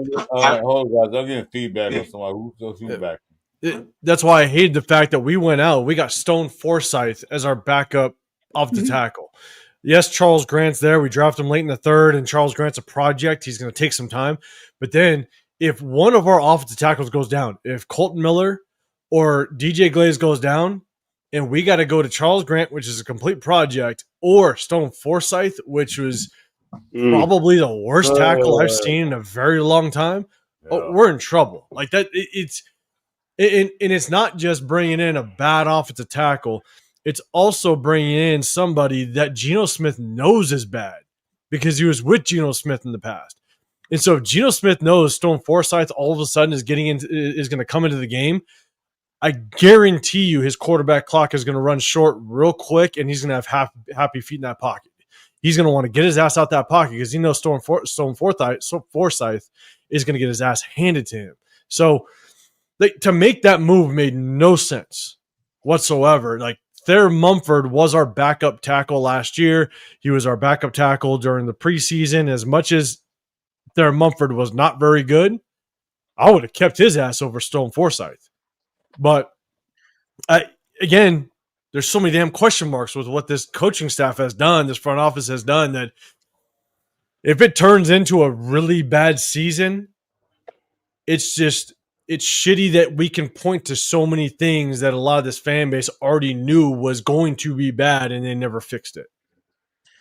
So I will tell you guys, as a Bucks fan, be patient. Spy Tech, I watched all of his press conferences, especially when it was regarding to the draft. He knows talent for sure. Under Jason Light, just give him like 3 or 4 years, and he's gonna produce for you guys for sure. So you're a Bucks fan? Is that what you said? Yeah. Okay, so then let me ask you this question. Hey, look at my subtext says not a Raiders fan, so it's right in there. So then let me ask you this question about Spy Tech, because here's the thing: is a lot of people want to point to the Bucks drafts and everything like that. And look, I will always, whenever you're looking for a GM, I will always look at what organization have they been tied to for a certain span of time. So, for example, before we picked up, I think it was Tom Telesco, maybe, Tom Telesco. Before we picked up Tom Telesco, I wanted Joe Ortiz. Joe Ortiz came from the Baltimore Ravens. He was with the Baltimore Ravens for 20 plus years. He was under Ozzie Newsome, now Joe DaCosta. He was part of that Ravens organization for 20 plus years, and that was the guy I posted a video on my channel. The Raiders were never tied to him. There was no talks that he was coming for an interview, but that was one guy that I want us to go and at least reach out to go after. Now he's the GM for the Chargers, and look what he did. He prioritized the entire offensive line and made sure that there were going to be bullies in the trenches. And that's what I wanted. But here's my thing, is with Spy Tech. Do you think that... Sorry, not you, 805. Peters goes, we're 0-3. No, we're not. Do you think that, because Spy Tech wasn't the final say, right? Yeah. He was never the final say. So my question mark is, how much is he going to take from what he learned with the Bucks and under your guys' organization and apply it to what we have here? I love the way he navigated the draft. That's the one thing I will say. We have not been able to move around in the draft like we've seen with Spy Tech. He did a hell of a job. We just have question marks with all the goddamn picks that he made. Jack Besh in the second, waiting to address the O-line after getting Genty late in the third, after trading back twice in the second. There was a lot of things that didn't make sense, but I love the way he navigated. I mean, do you truly feel that he was a benefit in that Bucks organization to some level? Bueno. How do you I'm feel fine, about boy. the Let's shut character? up. The man behind the face mask, because that's what Jason Light was big on, is not just getting the player right, but getting the man right, because that's the biggest miss that I think the Raiders have had in their history is picking the wrong man. You have the guy, but you don't have the man behind the face mask in the head to be that guy for your team. You know, because they pick like Jamarcus Russell and all these head cases and players that have speed but no brains. But Jason Light, his biggest thing is look at Emeka Egbuka. He's a man of God. You know, he's a great character. All the guys, Tristan Wirfs, huge character guys. And the thing is, when you draft these guys, you're going to miss on some. But the thing is, when you land on them, when it comes to that time to get a new contract, they're going to sign team-friendly deals because they want to stay with that team. They want to build a life with that team. And when you don't draft these diva-type players that want to get mega million contracts and everything, and they ruin your salary cap, and you know, even if it takes Spytek a couple years to get his draft legs going, because Jason Light, he was a sharer of information. He wasn't a hoarder guy. Like, he has a whole team of people that he relies on. And Spytek was like his right hand man. So I don't think Spytek's gonna have any issue. Give him a couple years to draft, and he's gonna hit some home runs soon for sure. So just give him a little bit of time. Yeah, I'm okay with Well, drafting guys. remember that. Hang on, I just want to reiterate. I just want to feed off of what Poca just said. I want to feed off on what Poca just said, because that's a perfect example. As much as it hurts me to say this, living in New England, that's exactly what happened with the Patriots. When they were in their heyday and they were winning continuously and being in Super Bowls, a lot of those guys didn't leave for big money. They stayed there because they knew one thing, that they had a legit shot to win Super Bowls.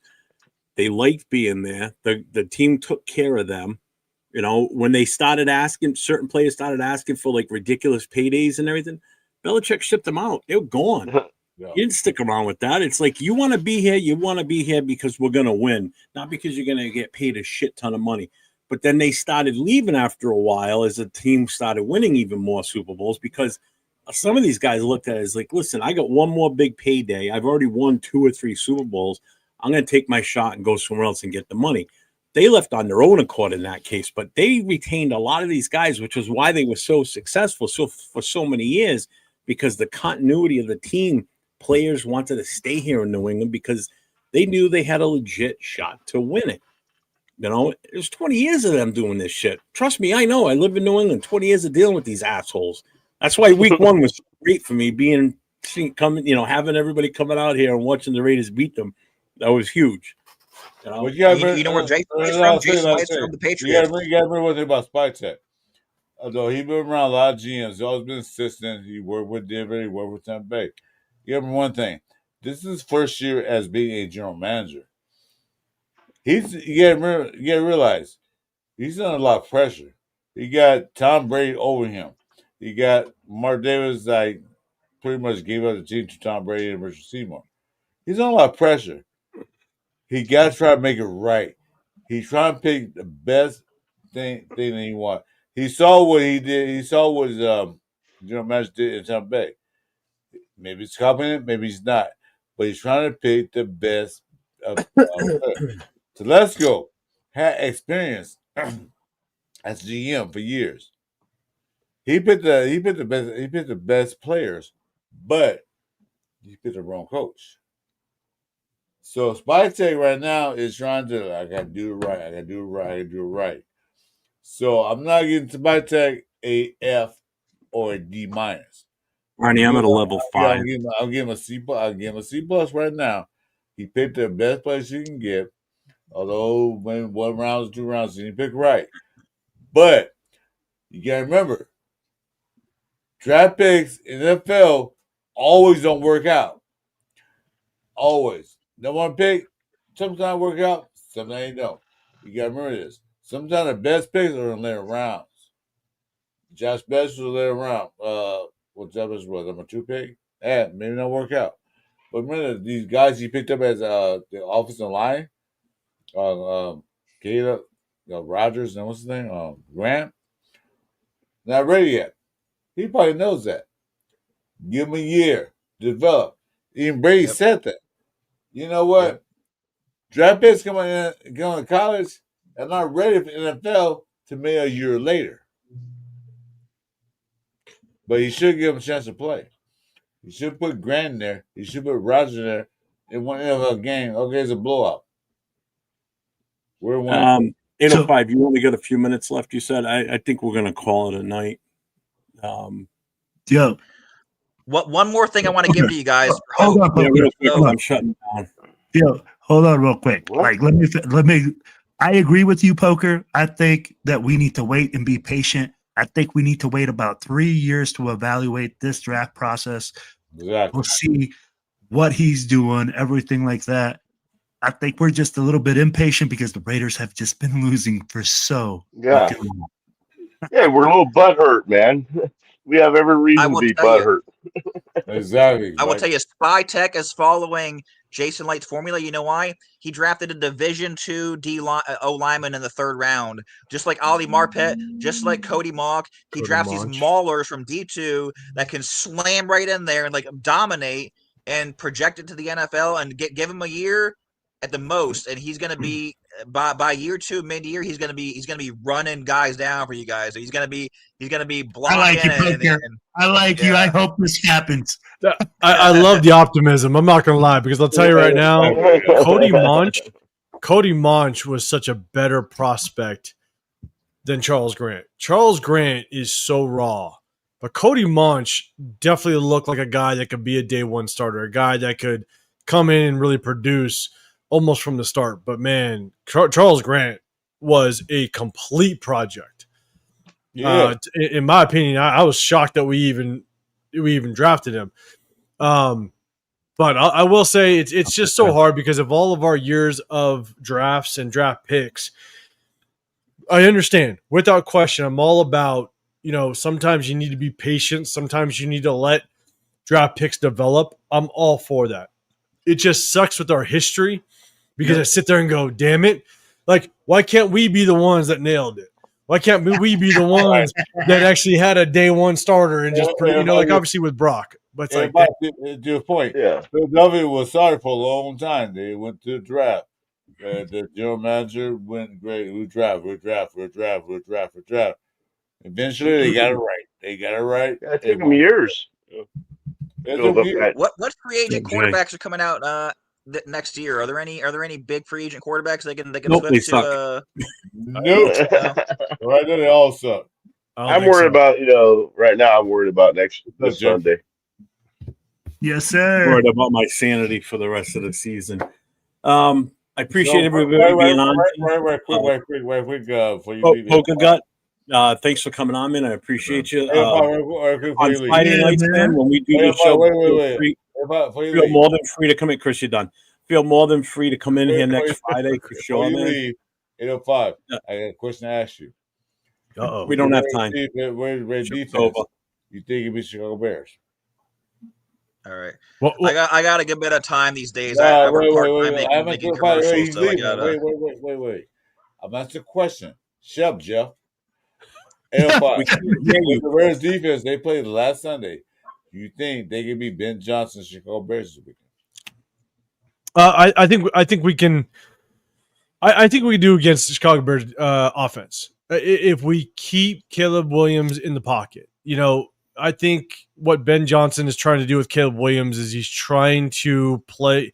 He wants Caleb Williams to play under structure. I think he's trying to kind of create Caleb Williams in the quarterback that he wants him to be, just like he had with Jared Goff. But I think Caleb Williams loves to play out of structure, so it's going to be a little bit of battle. If we can force Caleb Williams to have to read that defense and play inside the pocket, I think we have a little bit of an advantage. If we miscontain, we let Caleb Williams get out the pocket, we let him run around and just kind of have fun, I think it could be a long day. Okay. Thank you. So thank you, 5. Yep. I'm with you, Chris. I'm with you. Well, I thank everybody for coming in here. Like I said, Poker Gut next week, definitely next Friday night. Stop by. If you want to pop in, appreciate it, man. We don't care if you're a fan of another team. You don't have to necessarily be a Raiders fan to come in here. Will, thank you for being in here. Mike, thanks for coming in at 8:05. Thanks for your insight, man. That's why I appreciate it when you come on the show and talk about shit. And you and Will together is a great matchup. You guys ought to hook up together. Yeah, man, Seriously. it was fun. I mean, you guys, absolutely, man. You guys Love give it a whole different aspect. Oh yeah. to Can I just? Oh, sorry. Hurry up, man! I gotta go. All right, so salute to everybody else. All right, commercial break's over. I gotta take a big Chip Kelly, guys. I'm out. I gotta take a big Chip Kelly right now. So salute to you, brother. On that Tomorrow night, Chris and I will be back on Last Call podcast along with our co-partner Jason Downs. Sure about that? Yeah, he'll be on. Tuesday night, Will and I will be together on the Most Notorious podcast with Cheeto Linus and James from the military chapter for the Black Hole. And Wednesday on the Raider Connection, we're going to have a special guest. We're going to have the Violator on with us. Wayne Marbury is going to be on the show with us Wednesday night. So make sure you guys tune in. And so, if I get show coming up. Yeah, what do you got? 8:05 Sunday, right? Yeah, Sunday night after the game, and then on Wednesdays we break down game film. And this week, hey, if anybody's at the game, I'll be at J-Lot. I'll be at J-Lot having a good time with everybody. So if anybody's going to the game, I'll be there. That's where Black Hole's going to be. They're going to be at J-Lot too. Yeah, and so it's Sunday morning. Me and Raid Nation Jason have a show early before the game start. It'll be 8:30 a.m. Pacific time was there for me. We'll have a show before the game starts. Talk about it. Also, I got a new show coming up. Just before you guys leave, I got a new show coming up Tuesday night. You know what, start Tuesday night. I nominate you for the first week. All right, everybody. Thanks for being here tonight. We'll see what happens on Sunday. Don't forget, tomorrow night, Chris, myself, and Jason Downs will be on tomorrow night on the Last Call podcast. And as always, like I say, stay safe and go Raiders. Go Raiders.